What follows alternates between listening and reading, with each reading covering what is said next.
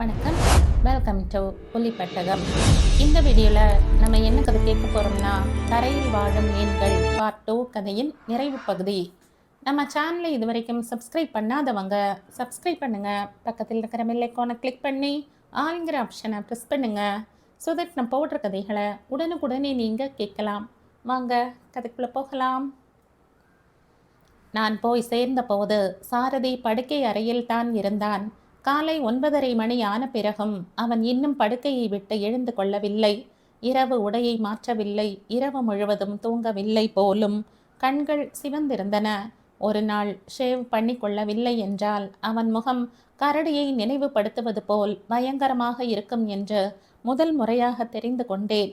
அறைக்குள் அடியெடுத்து வைத்தேன். அவன் கட்டிலை விட்டு எழுந்து கொள்ளும் முயற்சி கூட செய்யவில்லை. எதிரே இருந்த நாற்காலியை காண்பித்து உட்கார்ந்து கொள் என்றான். என் முகத்தில் பிரதிபலித்த உணர்வுகளை படித்து விட்டவன் போல் தாடையை தடவிக்கொண்டே உடம்பு சரியாக இல்லை என்றான். ஜுரமா? நாற்காலியில் உட்கார்ந்து கொண்டே கேட்டேன். இல்லை, பெரிய அதிர்ச்சி ஏற்பட்டு விட்டது. அந்த அதிர்ச்சியில் எனக்கு மூளையே கலங்கிவிட்டது. நான் வியப்படைந்தவள் போல் பார்க்கவில்லை. ராஜேஸ்வரி போய்விட்டது அவனுக்கு பெரிய அதிர்ச்சியை ஏற்படுத்தியிருக்கும். நாற்காலியில் உட்கார்ந்தபடியே அறை முழுவதும் பார்வையை சுழற்றினேன். எங்கு திரும்பினாலும் ஐஸ்வர்யத்தின் வெளிப்பாடு தென்பட்டு கொண்டிருந்தது. ஆனால் அத்தனை விலை உயர்ந்த பொருட்களுக்கு நடுவில் ஏனோ அவன் மட்டும் பொருத்தமாக இல்லை. மீனா, உன்னிடம் ஒரு முக்கியமான விஷயத்தை சொல்ல வேண்டும். தாமதம் செய்யாமல் சுற்றி வளைக்காமல் அவன் நேராக விஷயத்திற்கு வந்தது சந்தோஷமாக இருந்தது. சொல்லுங்கள் என்றேன். நாளைக்கு நமக்கு நிச்சயதார்த்தம் நடக்கப் போவதில்லை. சட்டென்று நிமிர்ந்து பார்க்க போனவள் என் முகத்தில் தாண்டவமாடும் சந்தோஷத்தை அவன் கண்டுபிடித்து விடக்கூடும் என்ற பயத்தில் எப்படியோ கட்டுப்படுத்தி கொண்டேன். உண்மையை சொன்னால் இவ்வளவு நல்ல செய்தியை இதற்கு முன் நான் கேட்டதே இல்லை. இந்த நிச்சயதார்த்தம் நடக்காமல் நிறுத்த வேண்டிய பொறுப்பு உன்னுடையதுதான். சிகரெட் பெட்டியை கையில் எடுத்துக்கொண்டே சொன்னான். நானா? ஆமாம், நீயேதான். என்னால் என்ன செய்ய முடியும்? இந்த திருமணத்தில் விருப்பம் இல்லை என்று சொல்லு. வேறு யாரையாவது காதலிப்பதாக சொல்லு. அந்த வார்த்தைகளை கேட்டதும் என் கன்னத்தில் வேகமாக ரத்தம் பாய்ந்தது. அவன் மேலும் சொல்லி கொண்டிருந்தான். இல்லையென்றால் தற்கொலை செய்து கொள்வேன் என்று மிரட்டு. எது வேண்டுமானாலும் செய். இந்த நிச்சயதார்த்தத்தை நிறுத்து. அவன் குரலில் வேண்டுகோள் இல்லை, அதிகாரத்துடன் ஆணையிடுவது போல் இருந்தது. அந்த காரியத்தை நீங்களே செய்யலாமே. முதலில் அப்படித்தான் நினைத்தேன். ஆனால் ராஜேஸ்வரியை நீங்கள் தயவு தாட்சண்யம் இல்லாமல் துரத்திவிட்ட பிறகு அந்த எண்ணத்தை மாற்றிக்கொண்டேன். உங்க அம்மா 8 அடி பாய்ந்தால் என்னால் 16 அடி பாய முடியும். அது மட்டுமே இல்லை. நானாக நிறுத்தினால் எனக்கு கொஞ்சம் நஷ்டமும் ஏற்படும். அப்படியென்றால்? அவன் தோரணை எனக்கு புரியவில்லை. அதாவது கடைசி நிமிடத்தில் நான் வேண்டாம் என்று மறுத்தால் உங்களுடைய மான மரியாதை கப்பலேறிவிடும். அதனால் உன் பெற்றோருக்கு என் மீது கோபம் வரும். என் மீது பகை தீர்த்து கொள்ளாமல் விடமாட்டார்கள். டில்லியில் இருந்து நான் எங்கே எப்படி வந்தேனோ, யாருடைய செல்வாக்கினால் என்னுடைய ஸ்டேட்டஸ் 2 மடங்காகிவிட்டதோ உனக்கு தெரியாதது இல்லை. உங்கள் அம்மா அப்பா சும்மா ஒன்றும் எனக்கு உதவி செய்யவில்லை. வருங்கால மாப்பிள்ளை என்ற எதிர்பார்ப்பில் என்னை தலையில் வைத்து கொள்ளாத குறையாக கொண்டாடினார்கள்.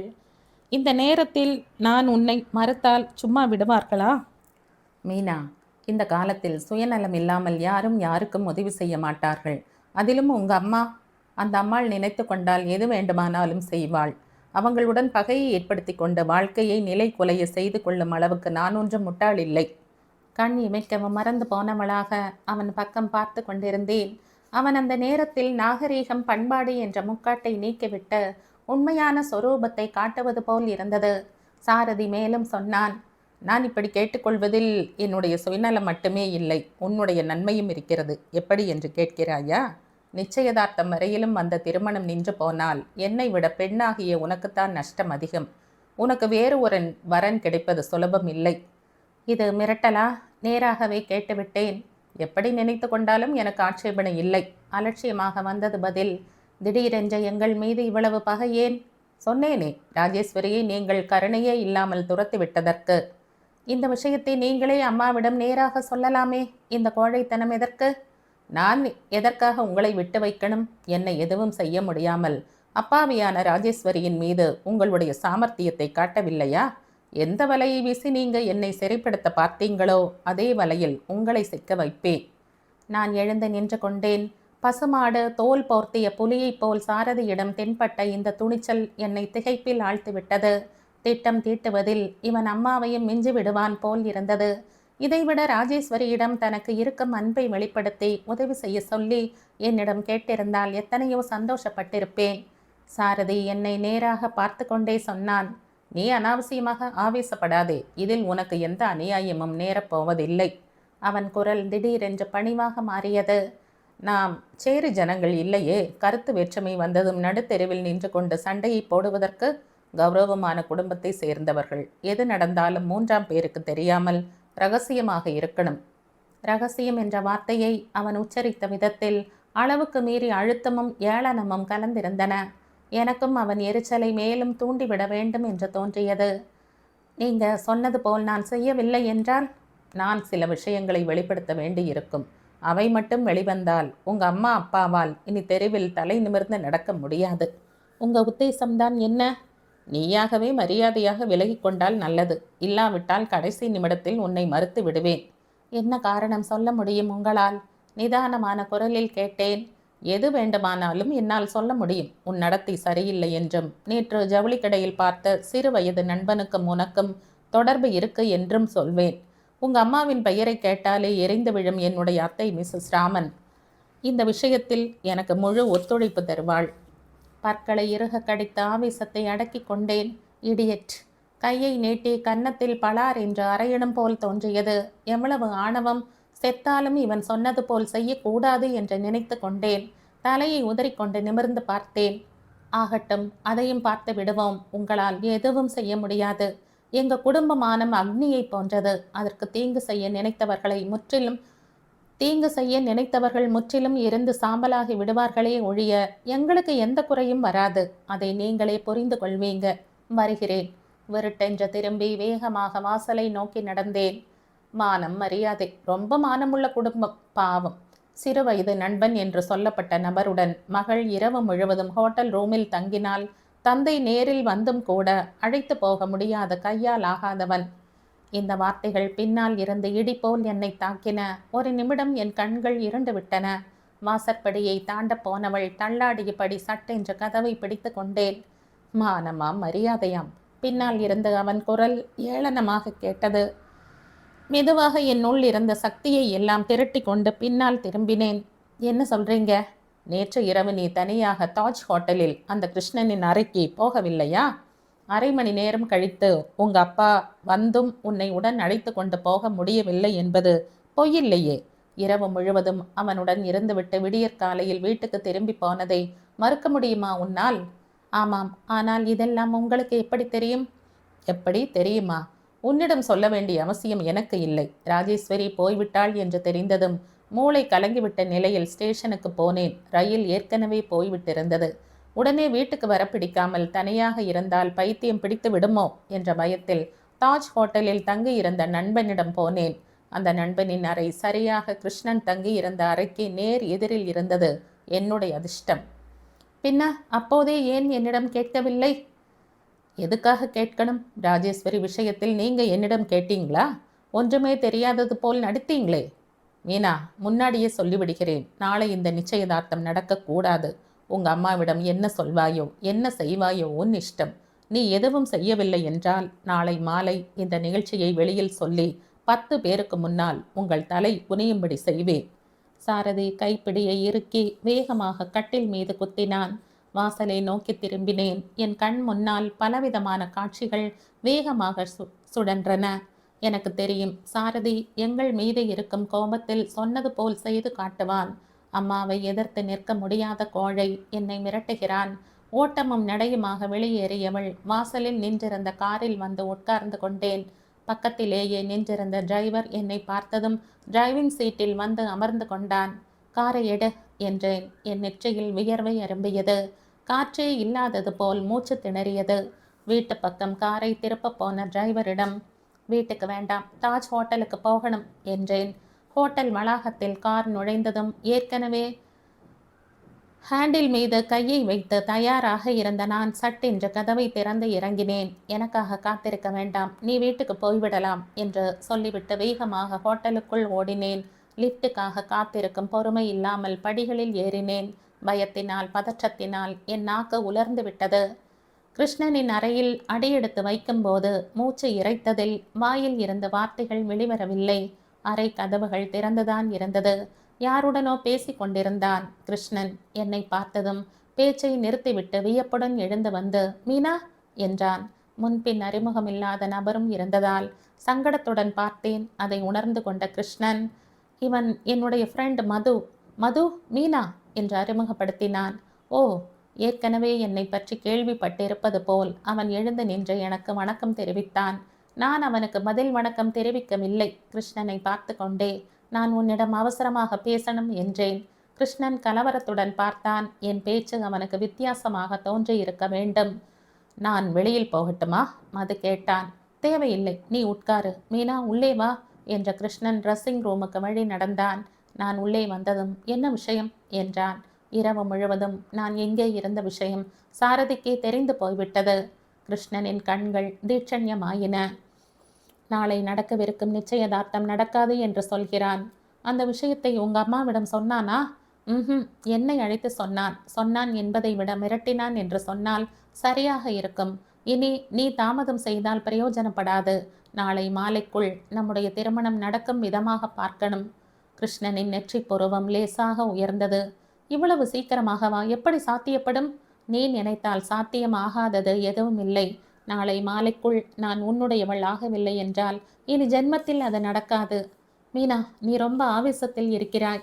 இது ஆவேசம் இல்லை, பயம். உனக்கு புரிவது போல் எப்படி சொல்வது என்று எனக்கு தெரியவில்லை. மேற்கொண்டு வாதம் வேண்டாம் ப்ளீஸ். அப்படி என்றால் சரி, இன்று மாலையே மாமாவிடம் பேசுகிறேன். அப்பாவிடமா? எதற்கு? எதற்காக என்றால்? அப்பாவிடம் நம் விஷயத்தை சொல்லப் போகிறாயா? சொல்லாமல் எப்படி முடியும்? அம்மாவுக்கு தெரியாவிட்டாலும் பரவாயில்லை, பிறகு சமாதானப்படுத்திக் கொள்கிறேன். ஆனால் மாமாவுக்கு தெரியாமல் எப்படி? யாருக்கும் தெரியக்கூடாது. முக்கியமாக அப்பாவுக்கு அசலுக்கே தெரியக்கூடாது. இது என்னுடைய வேண்டுகோள். இல்லை இல்லை, நிபந்தனை. நீ அப்பாவுக்கு விஷயத்தை தெரியப்படுத்த வேண்டும் என்று முயற்சி செய்தால் நான் உன் சுற்று வட்டாரத்திலேயே இருக்க மாட்டேன். கிருஷ்ணன் வியப்படைந்தவன் போல் என் முகத்தில் தென்படும் உணர்வுகளை படிக்க முயல்வது போல் நின்று விட்டான். நான் அவன் கையை என் கையில் எடுத்துக்கொண்டு வேண்டுவது போல் சொன்னேன். உன் தயக்கங்களை சந்தேகங்களை ஒதுக்கிவிட்டு நான் சொன்னது போல் செய்வாய் இல்லையா? ஒரு நிமிடம் என் முகத்தை கூர்ந்து பார்த்தவன் கைகளை மென்மையாக விடுவித்து கொண்டு ஜன்னல் அருகில் போய் நின்று கொண்டான். 5 நிமிடங்கள் கழிந்தன. நான் அவன் அருகில் சென்று தோள் மீது கையை வைத்தேன். கிருஷ்ணா, நீ முடிவு எடுக்க தாமதமாக ஆக என் பயம் அதிகரித்து கொண்டே வருகிறது. நானாக தேர்ந்தெடுத்த உன் வாழ்க்கையில் வலுக்கட்டாயமாக அடியெடுத்து வைக்கிறேன். எதிர்காலத்தில் நினைவுபடுத்தி கொண்டால் மகிழ்ச்சி தரக்கூடிய நினைவாக இந்த நாள் இருக்கட்டும். அவன் பேசவில்லை. மீண்டும் நானே சொன்னேன். இன்னும் என்ன சந்தேகம்? நாம் பேச வேண்டியதெல்லாம் நேற்று இரவே பேசி முடித்து விட்டோம் என்று நான் நம்புகிறேன். என் நம்பிக்கை வீண் போகாது இல்லையா? கிருஷ்ணன் அப்போதும் பதில் சொல்லவில்லை. எனக்கு ரோஷம் வந்துவிட்டது. பதில் சொல்லு கிருஷ்ணா. தேடி வந்த பெண் என்பதால் இளக்காரமாகி விட்டேனா? மனம் திறந்து வெளிப்படையாக பேசினால் என்னை வெட்கம் கெட்டவள் என்று நினைக்கிறாயா? கிருஷ்ணன் விருட்டென்று என் பக்கம் திரும்பினான். அவன் முகம் பிரகாசமாக இருந்தது. என் 2 கைகளையும் சேர்த்து பிடித்து கொண்டான். மீனா, நீ என் கண்ணில் பட்ட போதெல்லாம் சூறாவளி காற்றாக என்னை திக்குமுக்காட வைத்து கொண்டுதான் இருக்கிறாய். சவால்களை சந்திப்பது எனக்கு ரொம்ப பிடித்த விஷயம். ஆனால் இவ்வளவு பெரிய சவாலாக நீ என்னுடைய வாழ்க்கையில் வருவாய் என்று கனவிலும் நான் நினைக்கவில்லை. பயப்படுகிறாயா? உண்மையிலேயே பயப்படுகிறேன். எதிர்காலத்தில் என்றாவது நீ அவசரப்பட்டு இந்த முடிவுக்கு வந்து விட்டோமா என்று நினைத்தால் அந்த நிமிடமே நான் உயிர் இருந்தும் இல்லாதவனுக்கு சமமாகி விடுவேன். நீ அப்படி உணரும் நாள் வரவே வராது. எந்த சத்தியம் வேண்டுமானாலும் செய்கிறேன். சரி, உன் விருப்பம் போலவே நடக்கட்டும் என்றான். நமக்கு நடுவில் சாட்சியாக யாராவது இருந்தால் நன்றாக இருக்கும் இல்லையா? சாட்சியா? என் வார்த்தையை மிஞ்சிய சாட்சியம் வேறு என்ன வேண்டும்? என் திருப்திக்காக தவறாக நினைக்காதே. உன் நண்பனிடம் சொல்லலாம் இல்லையா? இப்போதுதானே யாரிடமும் சொல்லக்கூடாது என்ற நிபந்தனையை வைத்தாய். பிடிபட்டு விட்டது போல் பார்த்தேன். அது வந்து எனக்கு புரிந்து விட்டது. கிருஷ்ணன் என் மூக்கை பிடித்து ஆட்டினான். பிறகு வா என்றபடி என் கையை பிடித்து வெளியில் அழைத்து வந்தான். மது என்று அழைத்தவன் அப்படியே நின்று விட்டான். காரணம், ஏற்கனவே மது அறையின் வாசலில் நின்றிருந்தான். மன்னிக்கணும், நீங்க மெதுவாக பேசிக்கொள்ளவில்லை, எனக்கு முழுவதுமாக கேட்டது என்றான். பாதி வேலை எனக்கு மிச்சம். மது, மீனாவும் நானும் நாளைக்கு கல்யாணம் செய்து கொள்வதாக முடிவு செய்திருக்கிறோம். அதற்கு சாட்சி நீதான். கிருஷ்ணன் என் பக்கம் திரும்பி போதுமா என்பது போல் பார்த்தான்.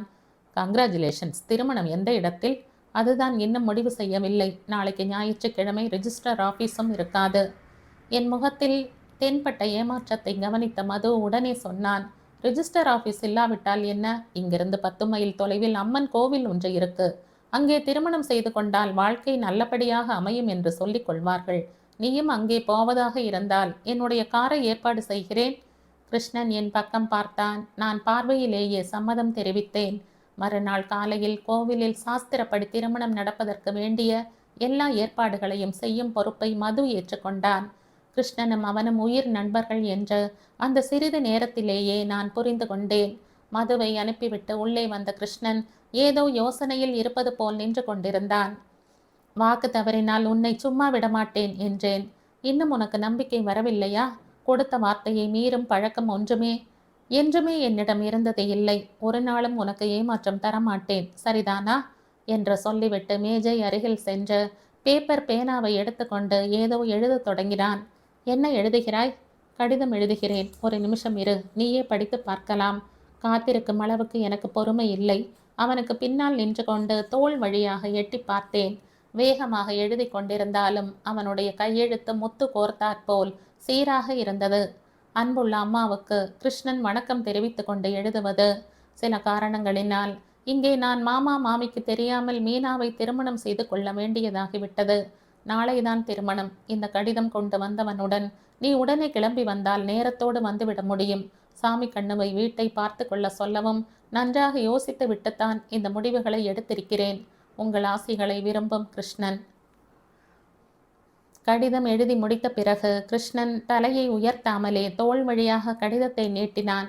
தேவையில்லை, படித்து விட்டேன். கிருஷ்ணன் என் பக்கம் திரும்பினான். நான் அவனுடைய தலைமுடியை கலைத்து கொண்டே, நீ என்னுடைய பேச்சை கேட்டதற்கு மிக்க நன்றி. வாழ்நாள் முழுவதும் உன் வார்த்தையை ஆணையாக மேற்கொள்கிறேன் என்றேன்.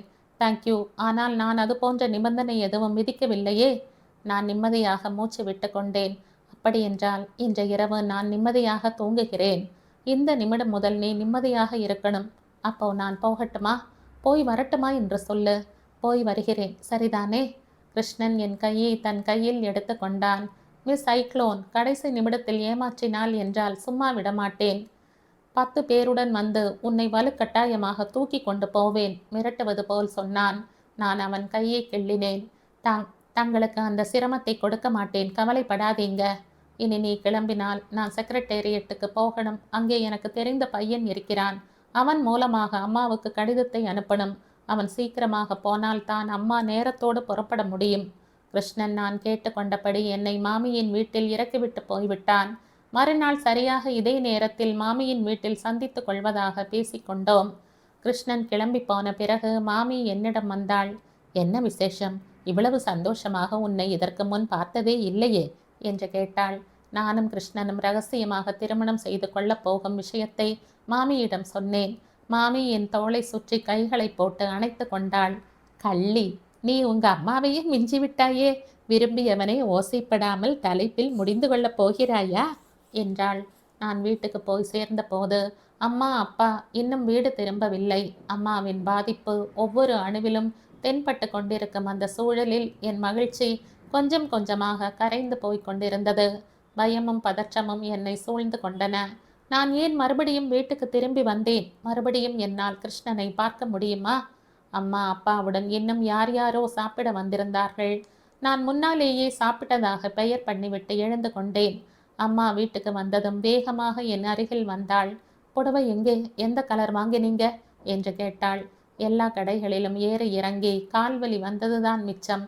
ஒன்று கூட பிடிக்கவில்லை. கடைசியில் நேற்று வாங்கினதே நன்றாக இருக்கு என்ற முடிவுக்கு வந்து விட்டோம் என்றேன். அழகுதான் போ, அது போகட்டும். என்னவோ போல இருக்கிறாயே, தலையை வலிக்கிறதா என்றாள். ஆமாம் என்பது போல் தலையை அசைத்தேன். சற்று நேரம் படுத்துக்கொள், ஆணையிட்டபடி சொல்லிவிட்டு கீழே போய்விட்டாள்.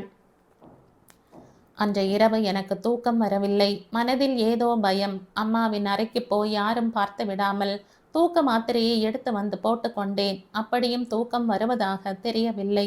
வெறுமே கண்களை மூடி படுத்திருந்தேன். இரவு ரொம்ப நேரம் கழித்து அம்மா என்னுடைய அறைக்கு வந்தாள். தலையணையை சரிப்படுத்தி கால் மாட்டில் இருந்த போர்வையை எடுத்து போர்த்தி விட்டாள். தலைமுடியை கோதிவிட்டு நெற்றியின் மீது மென்மையாக முத்தம் பதித்தாள். என் செல்லம், ரொம்ப வெகுளி பெண். அம்மா முணுமுணுப்பது காதில் விழுந்தது. அம்மா போய்விட்டாள். என் இதயம் பாறாங்கல்லாக கனத்தது. போல போலவென்று விடியும் போது மெல்லிய திரை போல் தூக்கம் என்னை தழுவியது. கொஞ்ச நேரம் தூங்கி இருப்பேனோ என்னவோ பேச்சு சந்தடி கேட்டது. அக்கா, அக்கா என்ற குரலும் யாரோ ஓடி வரும் சத்தமும் கேட்டதும் திடுக்கிட்டு எழுந்து உட்கார்ந்தேன். என் எதிரே வெள்ளை நிற கவுன் அணிந்து கொண்டு ஸ்வீட்டி நின்றிருந்தாள். என்னை பார்த்ததும் அக்கா என்று ஓடி வந்து என் கழுத்தை கட்டி கொண்டாள். ஸ்வீட்டி என்னுடைய ஒன்றுவிட்ட சித்தியின் மகள். சித்தப்பா நெய்வேலியில் பெரிய வேலையில் இருந்தார். ஸ்வீட்டியும் என்னை போலவே சித்திக்கு ஒரே மகள். சின்ன வயதில் பரங்கி பழம் போல் இருந்ததால் அம்மா அவளை ஸ்வீட்டி என்று அழைத்தாள். அவள் பெரியவள் ஆன பிறகும் அதே பெயர் நிலைத்து விட்டது. வசந்தரா என்ற பெயர் இருப்பது யாருக்குமே தெரியாது. இப்போ அவளை பார்க்கும்போது ரொம்ப ஆச்சரியமாக இருந்தது. ஏற்கனவே பூசிய உடல்வாகு இப்போ காற்றடித்த பலூன் போல் உப்பி விட்டதோடு கழுத்து இருப்பதே தெரியவில்லை. பெரிய சைஸ் மூக்கு கண்ணாடி அணிந்திருந்தாள். ஸ்வீட்டியின் பின்னாலேயே அம்மாவும் சித்தியும் உள்ளே வந்தார்கள். சித்தியும் அம்மாவை போல்தான் பணம் காசை வைத்து கொண்டு எதிராளியை எடை போடுவாள். சித்தி அருகில் வந்து என் கன்னத்தை வழித்து திருஷ்டி கழித்தாள். இப்போதே மீனா முகத்தில் கல்யாணக்கலை வந்துவிட்டது என்றாள். அம்மா முறுவலித்துவிட்டு என் தலையை வருடி விட்டாள். அந்த ஸ்பரிசத்திற்கு என் உடல் கூசியது. எழுந்து முகத்தை அலம்பு, சாரதி போன் செய்தான், மறுபடியும் 8:30 மணிக்கு செய்வதாக சொன்னான் என்றாள். நான் எழுந்து கீழே வந்தேன். அம்மா என்னை எண்ணெய் தேய்த்து குளிக்க சொல்லி அழைக்கும்போது மறுபடியும் ஃபோன் வந்தது. ஸ்வீட்டியுடன் பேசிக்கொண்டு அங்கேயே இருந்த நான் ஃபோனை எடுத்தேன். ஹலோ மீனா. மறுமுனையில் சாரதி ஏதோ சொல்ல போனான். நீங்க கேட்டுக்கொண்டபடியே நடக்கும், நிம்மதியாக இருங்கள் என்று சொல்லிவிட்டு ஃபோனை வைத்து விட்டேன். ஸ்வீட்டி நிறுத்தாமல் பேசிக்கொண்டே இருந்தாள். ஸ்கூலில் எல்லோரும் அவளை குண்டு பூசணி என்று அழைப்பார்களாம். அவள் பேசுவதை கேட்டுக்கொண்டிருந்தாலும் என் மனம் முழுவதும் உத்வேகம் பரவி இருந்தது. சீக்கிரம் மாலையாகிவிட்டால் தேவலை என்று தோன்றியது. அம்மாவும் சித்தியும் என்னை மணையில் உட்கார வைத்து தலைக்கு எண்ணெய் வைத்தார்கள். குளித்துவிட்டு புது புடவையை உடுத்தி கொண்டதும் அம்மாவின் கால்களில் விழுந்து வணங்கினேன். என்ன அதிசயம், இன்னைக்கு உலகமே தலை கீழாக போகிறது. உங்க அப்பாவை விட்டுவிட்டு முதலில் எனக்கு நமஸ்காரம் பண்ணுகிறாயே. அம்மா முறுவலுடன் என்னை எழுப்பினாள். நெற்றியின் மீது முத்தம் பதித்துவிட்டு, இன்னைக்கு என் ஜென்மம் சாபல்யமாகி விட்டது போல் இருக்கு. உன்னை இந்த கோலத்தில் பார்க்கணும்னு எத்தனை நாளாக கனவு காண்கிறேனோ தெரியுமா என்றாள். அம்மாவின் சந்தோஷத்தை பார்க்கும்போது தவறு செய்து விட்டது போல் என் மனம் குன்றிவிட்டது. வேலைக்காரர்களுக்கும் திருநாகம் மாமிக்கும் அம்மா என் கையால் புத்தாடைகளை வழங்க செய்தாள். என் அறைக்கு போவதற்காக மாடிப்படி ஏறப்போனேன். ஆஃபீஸ் அறையில் அப்பா இருக்கிறார், போய் நமஸ்காரம் பண்ணு என்றாள் அம்மா. வேறு வழி இல்லாமல் ஆஃபீஸ் அறைக்கு போனேன். அப்பாவின் அருகில் போகணும் என்றாலே என் கால்கள் நடுங்கத் தொடங்கின. அம்மாவின் முன்னால் என்னால் நடிக்க முடியும், ஆனால் அப்பாவின் முன்னால் சின்ன பொய் கூட என்னால் சொல்ல முடியாது. ராஜேஸ்வரி, கிருஷ்ணன் விஷயத்தில் அப்பாவை நான் தவறாக புரிந்து கொண்டிருக்கிறேன். அப்பாவுக்கு அவர்களிடம் பிரியம் இருந்தது, ஏனோ தெரியவில்லை. அவர்களுடன் நான் நெருக்கமாக பழகுவதை அப்பா விரும்பவில்லை. இது எனக்கு பெரிய கேள்விக்குறியாக இருந்தது. ஆஃபீஸ் அறைக்குள் அடியெடுத்து வைத்தேன். சித்தப்பாவும் அங்கேயே இருந்தார். இருவரும் பேசிக்கொண்டிருந்தார்கள். தோ மீனா வந்துவிட்டாள் என்றார் சித்தப்பா. ஏற்கனவே அப்பா என்னை பார்த்து விட்டார். நான் முதலில் சித்தப்பாவுக்கு நமஸ்காரம் செய்தேன். பிறகு அப்பாவுக்கு நமஸ்காரம் பண்ணுவதற்காக குனிந்தேன். அப்பா என் தோள்களை பற்றி எழுப்பிவிட்டார். என்னையும் அறியாமல் அப்பாவின் முகத்தை பார்த்தேன். அவர் முகத்தில் எந்தவிதமான கோபமோ வருத்தமோ தென்படவில்லை. மீனா, அத்தைக்காக நேற்று மெலட்டூருக்கு ஆளை அனுப்பிவிட்டேன். இன்னும் கொஞ்ச நேரத்தில் அத்தை இங்கே வந்து சேருவாள். கிருஷ்ணனையும் மாலையில் வர சொல்லி இருக்கிறேன் என்றார். என் இதயம் வேகமாக துடித்தது. அப்பா கிருஷ்ணனை சந்தித்தாரா? கிருஷ்ணன் என்ன சொன்னான்? எங்களுடைய விஷயத்தை சொல்லிவிட்டானா? கிருஷ்ணனை நீங்க சந்தித்தீங்களா? பதற்றத்தை அடக்கி கொண்டே கேட்டேன். சந்திக்கவில்லை. 2 முறை ஃபோன் செய்தேன், கிடைக்கவில்லை. ஹோட்டலுக்கு போனால் ரூம் பூட்டி இருந்தது. கடிதம் எழுதி ரிசப்ஷனில் கொடுத்து விட்டு வந்தேன். கமலா வரும் விஷயத்தை குறிப்பிட்டு கட்டாயம் வர சொல்லி எழுதியிருக்கிறேன். என் பேச்சை தட்ட மாட்டான், கட்டாயம் வருவான். ராஜையிடமும் இந்த விஷயத்தை சொல்லி இருக்கிறேன் அப்பா சொன்னார். அங்கிருந்து சட்டென்று நகர்ந்து வெளியே வந்துவிட்டேன். என் இதயம் பாரமாக இருந்தது. கடைசி நிமிடத்தில் அப்பா சாமர்த்தியமாக ஏதாவது செய்து அம்மாவின் விருப்பப்படி சாரதிக்கும் எனக்கும் கல்யாணத்தை நடத்தி வருவார்களோ என்ற அச்சம் ஏற்பட்டது. எல்லோருடனும் சேர்ந்து சாப்பிட்டேன். இதுதான் இந்த வீட்டில் கடைசியாக நான் இருக்கப் போகும் நாள் என்று தோன்றியது. சாப்பிட்டு முடித்த பிறகு என் அறைக்கு வந்து பேப்பரையும் பேனாவையும் எடுத்துக்கொண்டு அப்பாவுக்கு கடிதம் எழுதத் தொடங்கினேன். பிறகு அதை கிழித்து போட்டுவிட்டு வேறு பேப்பரை எடுத்துக்கொண்டேன். மம்மி, நான் கிருஷ்ணனை திருமணம் செய்து கொள்ளப் போகிறேன். உங்களுக்கு ஏமாற்றம் ஏற்படுத்தி இருந்தால் என்னை மன்னித்து விடுங்கள். எவ்வளவு யோசித்தாலும் அதற்கு மேல் என்ன எழுதுவது என்று புரியவில்லை. கடைசியில் கீழே கையெழுத்து போட்டுவிட்டு அந்த கடிதத்தை என்னிடமே வைத்து கொண்டேன். முன்னாடியே யார் கண்ணிலாவது பட்டுவிட்டால், முக்கியமாக திருநாக மாமி பார்த்துவிட்டால் என் திட்டம் நிறைவேறாமல் போய்விடலாம். வாசலில் ஷாமியானா போடப்பட்டது. லாரியில் நாற்காலிகள் வந்து இறங்கின. அவற்றை இறக்கி வரிசையாக போட்டு கொண்டிருந்தார்கள். மின்விளக்கு தோரணங்களால் முகப்பை மேடையை அழகுபடுத்தி கொண்டிருந்தார்கள். இந்த சந்தடி எல்லாம் பார்த்தபோது எவ்வளவுதான் கட்டுப்படுத்தி கொண்டாலும் என் விழிகள் கசிந்தன. வெறும் நிச்சயதார்த்தத்திற்கே அம்மா இவ்வளவு ஆர்ப்பாட்டம் செய்கிறாளே, திருமணத்தை இன்னும் எவ்வளவு கிராண்டாக நடத்த எண்ணி இருப்பாளோ என்று தோன்றியது. அம்மா பலமுறை மிஸ்ஸஸ் ராமன் போன்றவர்களிடம், வீணாவின் திருமணம் என்னுடைய நெடுநாளைய கனவு, எல்லோருடைய மனதிலும் நிற்கும் அளவு கிராண்டாக சிறப்பாக அவளுடைய திருமணம் நடத்த வேண்டும், இதுதான் என்னுடைய விருப்பம் என்று சொல்வதை கேட்டிருக்கிறேன். நான் தரப்போகும் இந்த ஏமாற்றத்தை அம்மா எப்படி தாங்கிக் கொள்ளப் போகிறாளோ? மதியம் 3 மணி ஆகும்போது மெதுவாக அம்மாவிடம் சென்றேன். மம்மி, கோவிலுக்கு போய்விட்டு வருகிறேன் என்றேன். அதை கேட்டதும் அம்மா நாக்கை கடித்து கொண்டாள். அடடா, மறந்தே போய்விட்டேன். காலையிலேயே உன்னை கோவிலுக்கு போக சொல்லணும் என்று நினைத்து இந்த சந்தடியில் மறந்தே போய்விட்டேன் என்றாள். இப்போ மட்டும் என்னவாம், காரில் தானே போகப் போகிறாள், போய்விட்டு வர சொல்லு, சித்தி சொன்னாள். இப்பொழுதா? நேரம் எங்கே இருக்கு? பரவாயில்லை மம்மி, சீக்கிரமாகவே வந்து விடுகிறேன் என்றேன். சரி, சித்தியை அழைத்து போ என்றாள். நான் பயந்து போய்விட்டேன். நானா? இரவு முழுவதும் சரியாக தூங்கவில்லை. கால் வலி தாங்க முடியவில்லை. ஸ்வீட்டியும் மீனாவும் போய் வரட்டும் என்றாள் சித்தி சோமல் முறித்து கொண்டே. கோவிலுக்கு கிளம்பும் முன் மெலட்டூரில் கிருஷ்ணன் வாங்கி கொடுத்த ஜரிகை புடவையை கட்டி கொண்டேன். நான் எழுதிய கடிதத்தை மேஜை மீது வைக்கப் போனேன். கைகள் நடுங்கின. அம்மா பார்த்துவிட்டால் பாதி வழியிலேயே என்னை இழுத்து வரக்கூடும். அதனால் கடிதத்தை கையிலேயே எடுத்து கொண்டேன். ரயில் ஓடுவது போல் தடக் தடக் என்று என் இதயம் துடித்து கொண்டிருந்தது. ஸ்வீட்டியுடன் கோவிலுக்கு போனேன். சுவாமியின் முன்னால் கண்களை மூடிக்கொண்டு, கடவுளே, நானாக தேர்ந்தெடுத்து கொண்ட வாழ்க்கை இது. எந்த விதமான பிரச்சனைகளும் வராமல் பார்த்துக்கொள். அப்படியே வந்தாலும் எதிர்த்து நின்று சமாளிக்கக்கூடிய துணிச்சலை எனக்கு கொடு என்று மனப்பூர்வமாக வேண்டிக் கொண்டேன். வீட்டுக்கு திரும்பி வந்து கொண்டிருந்தோம். என் உடல் முழுவதும் மின்சாரம் பாய்வது போல் உத்வேகமாக இருந்தது. சுதந்திரமாக ஒரு முடிவை எடுப்பதில் இவ்வளவு சந்தோஷம் இருக்கும் என்று எனக்கு இதுவரையில் தெரியவில்லை. தெரிந்திருந்தால் முன்னாலேயே என் எதிர்ப்பை தெரிவித்திருப்பேன். என் வாழ்க்கையில் மிக முக்கியமான இந்த நாளில் இப்படி ஓடிப்போக வேண்டிய தலையெழுத்து ஏற்பட்டிருக்காது. காரை மாமி வீட்டு பக்கத்து தெரு வழியாக போக சொன்னேன். தெருமுனை வந்ததும் நிறுத்த சொல்லி இறங்கிக் கொண்டேன். டிரைவர், இங்கே ஒரு ஃப்ரெண்டை பார்க்க போகிறேன். 1 மணி நேரம் கழித்து காரை எடுத்து கொண்டு வா. இந்த தெருவில் கடைசி வீடு என்று அடையாளம் சொன்னேன். டிரைவர் தலையை அசைத்தான். அக்கா, நானும் உன் கூட வரட்டுமா? ஸ்வீட்டி கேட்டாள். வேண்டாம், நான் மட்டும் வருவதாக சிநேகிதியிடம் சொல்லி இருக்கிறேன். வேண்டுமென்றால் திருப்பி அழைத்து கொண்டு போகும்போது காரில் வாயேன் என்றேன். ஸ்வீட்டி ஏமாற்றத்துடன் பார்த்துவிட்டு சரி என்றாள். கார் கண் மறைவாக ஆனதும் மெயின் ரோட்டில் இருந்து சந்துக்குள் திரும்பினேன். தொலைவில் மாமியின் வீட்டுக்கு முன்னால் மதுவின் கார் தென்பட்டது. கிருஷ்ணன் வந்து விட்டான் போலும். வேகமாக அடியெடுத்து வைத்தேன். மாமியின் வீடு நெருங்க நெருங்க என் நடையின் வேகம் அதிகரித்தது. கேட்டை திறந்தபோது எதிரே வராண்டாவில் கிருஷ்ணன் தென்பட்டான். மாமி, மாமா அங்கே இருந்தார்கள். என்னை பார்த்ததும் கிருஷ்ணன் 2:08 என்னை நெருங்கினான். நீ வரமாட்டாயோ என்றுதான் நினைத்தேன் என்றான். என்னை பார்த்ததும் அவன் முகத்தில் தென்பட்ட உணர்வுகள் ரொம்ப அபூர்வமானது, வார்த்தைகளில் வர்ணிக்க முடியாதது. அவன் பார்வையின் மகிமை என்னவோ தெரியாது. 1000 யானைகளின் பலம் எனக்கு வந்துவிட்டது போல் இருந்தது. நம்முடன் மாமா மாமி வருகிறார்கள். மதுவை ஏற்கனவே அவர்களுக்கு தெரியுமாம். என் சார்பில் மது, உன் சார்பில் மாமி மாமா. கிருஷ்ணன் முறுவலித்தான். மாமி என்னை பார்த்ததும் அவசர அவசரமாக வீட்டை பூட்டிவிட்டு வந்தாள். மாமியின் கையில் பெரிய பிளாஸ்டிக் கூடை இருந்தது.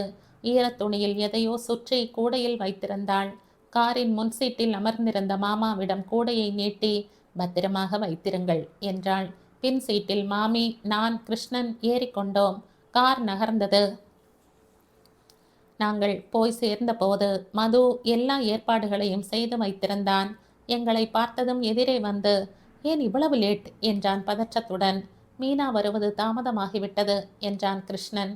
மது என் பக்கம் திரும்பி முறுவலுடன் சொன்னான், நீங்க வரும் வரையில் எங்களுக்கு நம்பிக்கை இல்லை. வருவாள் என்று நானும் மாட்டாள் என்று கிருஷ்ணனும் பந்தயம் வைத்து கொண்டோம்.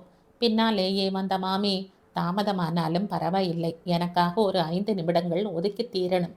கஷ்டப்பட்டு பூ ஜடை தயாரித்து கொண்டு வந்திருக்கிறேன். மீனாவின் பின்னலுடன் இணைக்க வேண்டும் என்றாள். இப்போ அதெல்லாம் எதுக்கு மாமி என்றேன். என்னுடைய திருப்திக்காக. நீங்க இருவரும் எங்க வீட்டில் இருந்து கிளம்பி வந்து கல்யாணம் செய்து கொள்ள போறீங்க. உங்களுக்கு எந்த குறையும் இருக்கக்கூடாது. இப்படி வந்து உட்காரு, 2 நிமிடங்களுக்கு மேல் ஆகாது என்றாள் மாமி. மாமி என்னை பக்கத்தில் இருக்கும் அறைக்கு அழைத்து போய் ஸ்டூலில் உட்கார வைத்தாள். மாமாவை என் பின்னலை உயர்த்தி பிடிக்க சொல்லி பூ ஜடையை மளமளவென்று ஊசி நூலால் பின்னலுடன் இணைத்து விட்டாள். கடைசியில் பூச்சரத்தை என் பின்னலில் வைத்துவிட்டு, பெண் குழந்தை என்றால் எனக்கு எவ்வளவு பிடிக்குமோ உங்க மாமாவிடம் கேள், சொல்வார். பெண் குழந்தையை சீராட்டி வளர்ப்பது, நல்ல வரன் பார்த்து கல்யாணம் செய்து கொடுப்பது, பேரன் பேத்தி பிறந்த நாள் அவர்களை மடியில் போட்டு கொஞ்சுவது, இதெல்லாம் ஒரு பெண்ணின் வாழ்க்கையில் இனிமையான அனுபவங்கள் என்றாள். என் நெற்றியில் திலகமிட்டு கன்னத்தில் திருஷ்டி பொட்டையும் வைத்தாள். நேரமாகி கொண்டிருக்கிறது, சீக்கிரமாகட்டும் மாமா எச்சரித்தார். அடுத்த அரை மணிக்குள் என் வாழ்க்கையில் மிக முக்கியமான திருமண நிகழ்ச்சி நடந்து முடிந்தது. கடவுள் சந்நிதியில் மாமா மாமி மது முன்னிலையில் சம்பிரதாய முறையில் திருமண சடங்கு நடந்து முடிந்துவிட்டது. மது எங்கிருந்தோ நாதஸ்வர வாத்தியத்திற்கும் ஏற்பாடு செய்திருந்தான். கிருஷ்ணன் தாலி சரட்டை பிடித்து கொண்டு என் எதிரே நின்றபோது அவன் கைகள் லேசாக நடுங்கியதை, நெற்றியில் வியர்வை அரும்பியதை நான் கவனிக்காமல் இல்லை. நடப்பதெல்லாம் ஒரு கனவு போல், நம்ப முடியாத விஷயமாக எனக்கு தோன்றியது. தாலி கட்டி முடிந்ததும் மது பூ மாலைகளை கொடுத்து எங்களை மாற்றிக்கொள்ள சொன்னான். மாமி சிவனும் பார்வதியும் இணைந்திருந்த சந்தன பொம்மையை பரிசாக தந்தாள். என் கன்னத்தில் கிள்ளிவிட்டு, நான் ஏன் இந்த பரிசை கொடுக்கிறேன் தெரியுமா? பார்வதி சிவனை தேர்ந்தெடுத்தது போல் நீ என் அத்தானை தேர்ந்தெடுத்தாய், அதற்காகத்தான் என்றாள். மது காஃபிக்காக ஏற்பாடு செய்திருந்தான். நானும் மாமியும் உள்ளே அறையில் உட்கார்ந்து கொண்டோம். நான் இன்னும் நம்பிக்கை பார்வதி சிவனை தேர்ந்தெடுத்தது போல் நீ உன் அத்தானை தேர்ந்தெடுத்தாய், அதற்காகத்தான் என்றாள். மது காஃபிக்காக ஏற்பாடு செய்திருந்தான். நானும் மாமியும் உள்ளே அறையில் உட்கார்ந்து கொண்டோம். நான் இன்னும் நம்பிக்கை வராதது போல் திருமாங்கல்யத்தை தொட்டு பார்த்து கொண்டேன். மது எங்க இருவருக்கும் காஃபி கொண்டு வந்து கொடுத்தான். நாங்கள் காஃபியை குடித்து கொண்டிருந்த போது கிருஷ்ணன் உள்ளே வந்தான். மாமி அவனை பார்த்ததும், காப்பியில் சர்க்கரை குறைவாக இருக்கே என்று சொல்லிவிட்டு அங்கிருந்து போய்விட்டாள். நானும் கிருஷ்ணனும் ஒருவரை ஒருவர் பார்த்து கொண்டு நின்று விட்டோம். கிருஷ்ணனின் பார்வை என் கழுத்தில் இருந்த திருமாங்கல்யத்தின் மீது நிலைத்து விட்டது. மீனா என்று ஏதோ சொல்ல வந்தான். அதற்குள் மது காஃபி டம்ளர் எடுத்து வந்து கிருஷ்ணனிடம் கொடுத்தான்.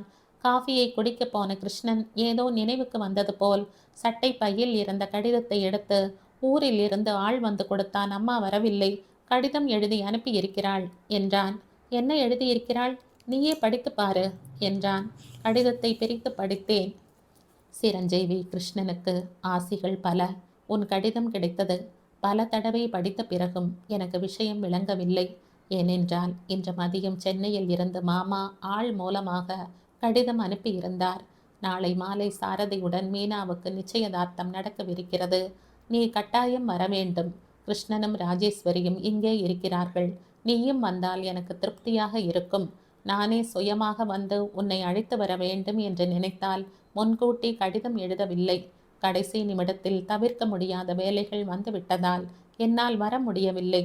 நீ உடனே கிளம்பி வர வேண்டும் என்று மீண்டும் மீண்டும் கேட்டுக்கொள்கிறேன். இங்கே எனக்கு தெரிந்தவர்கள் குடும்பத்தில் 4-5 பையன்கள் இருக்கிறார்கள். நீ இங்கே வந்து உனக்கு பிடித்த வரனை பார்த்து ராஜேஸ்வரிக்கு முடிவு செய்தால் அடுத்த மாதம் 5ஆம் தேதி அன்று 2 திருமணங்களையும் நன்றாக நடத்தி விடணும் என்பது என்னுடைய சங்கல்பம். நீ வரவில்லை என்றால் எனக்கு ரொம்ப வருத்தமாக இருக்கும் என்று எழுதியிருந்தார். அந்த கடிதத்தை பார்த்த பிறகு கிளம்புவதா வேண்டாமா என்று நான் குழம்பிக் கொண்டிருந்த போது நீ அனுப்பிய ஆள் வந்தான். உன் கடிதத்தை பார்த்த பிறகு எனக்கு மூளையே கலங்கிவிட்டது. மாமா மாமிக்கு தெரியாமல் நீ மீனாவை திருமணம் செய்து கொள்ள வேண்டிய சூழ்நிலை அப்படி என்ன வந்திருக்குமோ எனக்கு புரியவில்லை. மாமி நம்மை எவ்வளவு தாழ்வாக மதிக்கிறாளோ உனக்கு தெரியாதது இல்லை.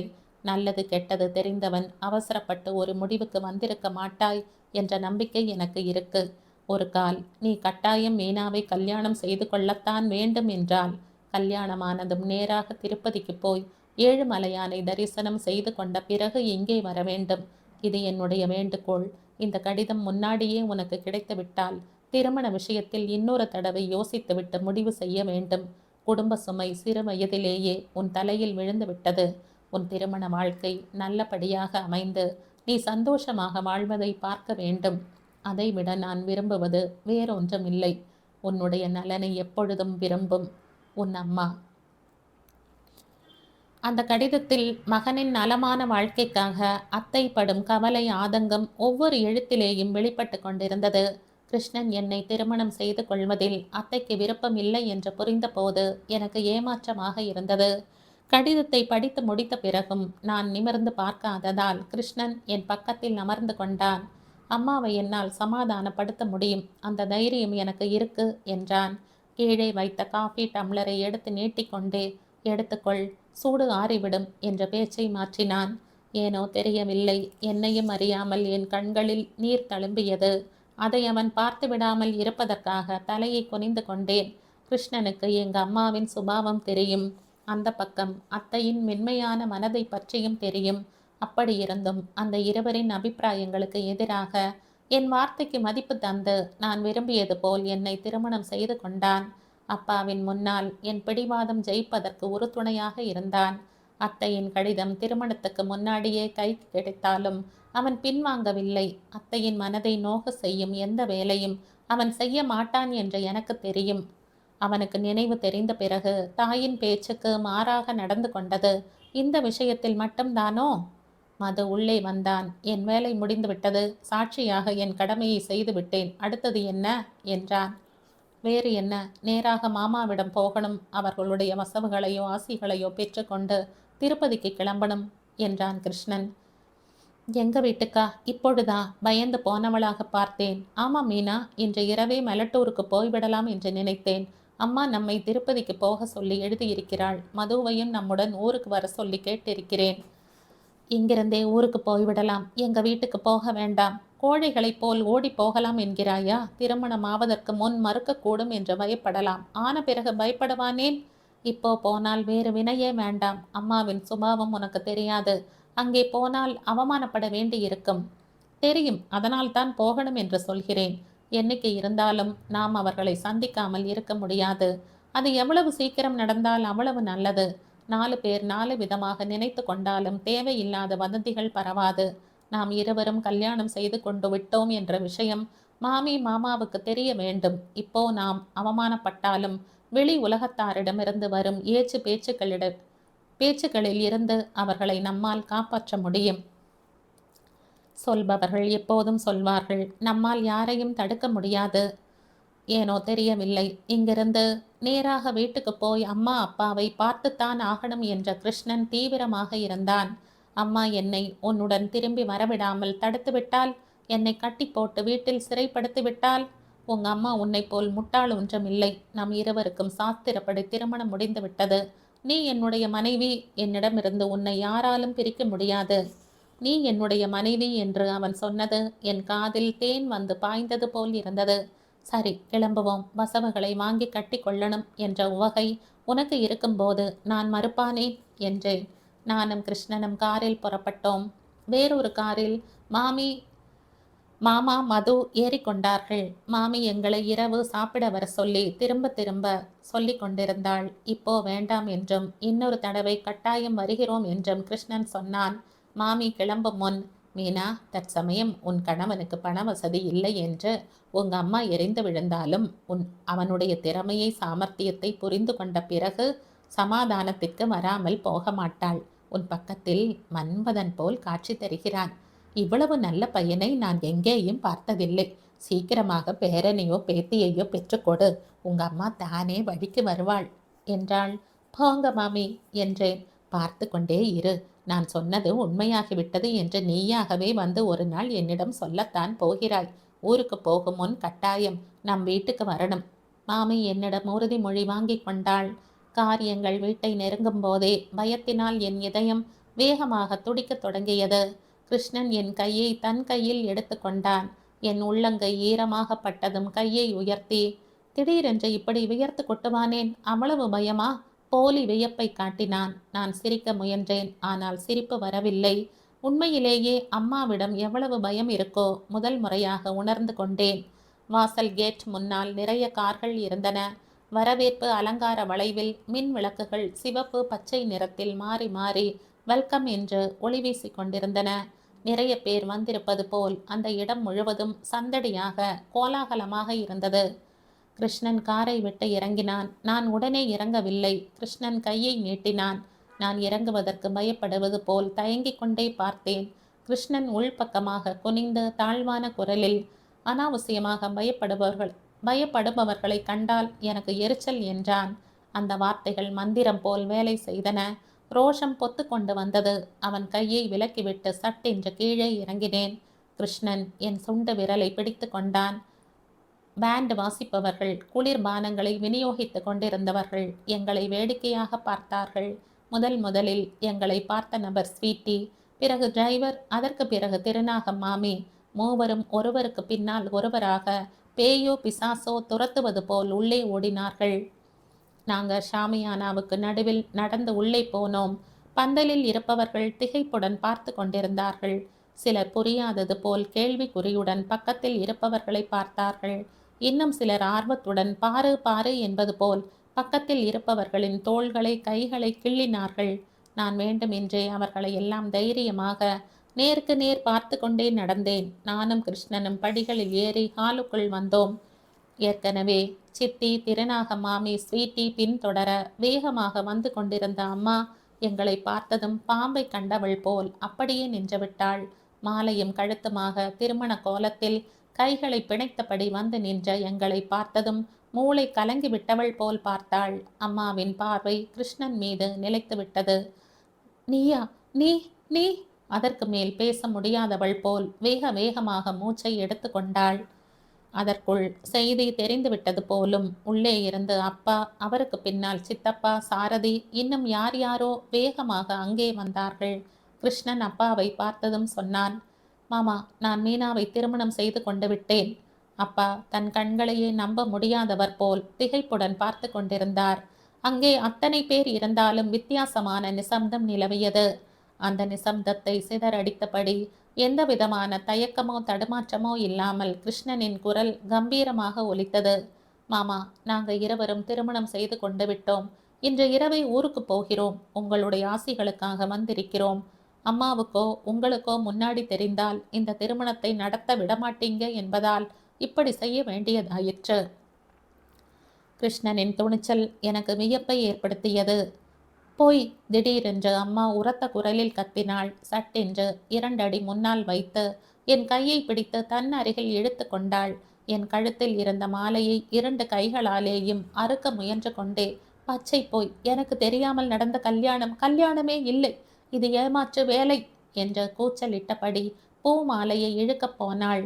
ஆனால் ஜரிகை நூல் சுற்றி இருந்ததால் இதழ்கள் உதிர்ந்து கீழே விழுந்ததே தவிர மாலை அறுந்து போகவில்லை. ஜரிகை நூல் என் கழுத்தில் கீறியது. அம்மாவின் விரல்களில் இருந்து ரத்தம் ஒழுகியது. மாமி, கிருஷ்ணன் 1 அடி முன்னால் வைத்தான்.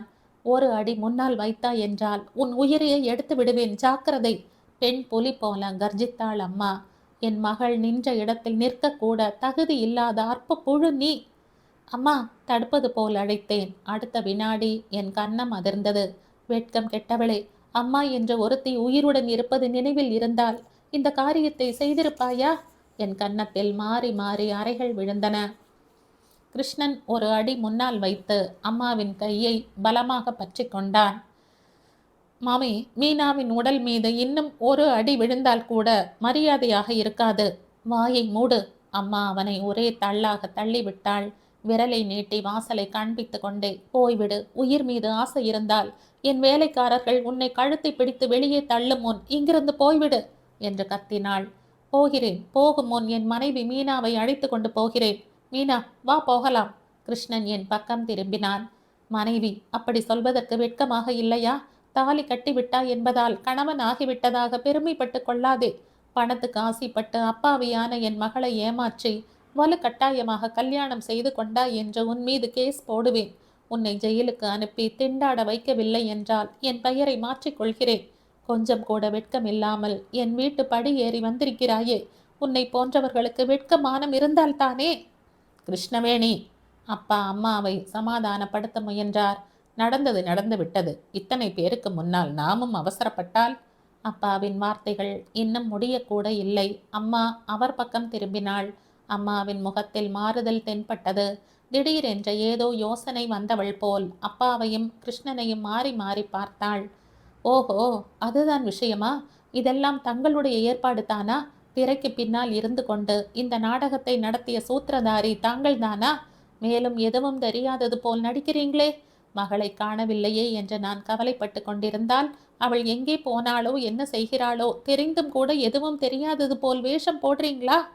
கிருஷ்ணவேணி, அப்பா குழப்பமாக பார்த்தார். ஒரு கையால் என்னை அழுத்தமாக பிடித்து கொண்ட அம்மா இரண்டாவது கையால் அப்பாவின் ஷர்ட்டை இறுக்கி பிடித்து கொண்டாள்.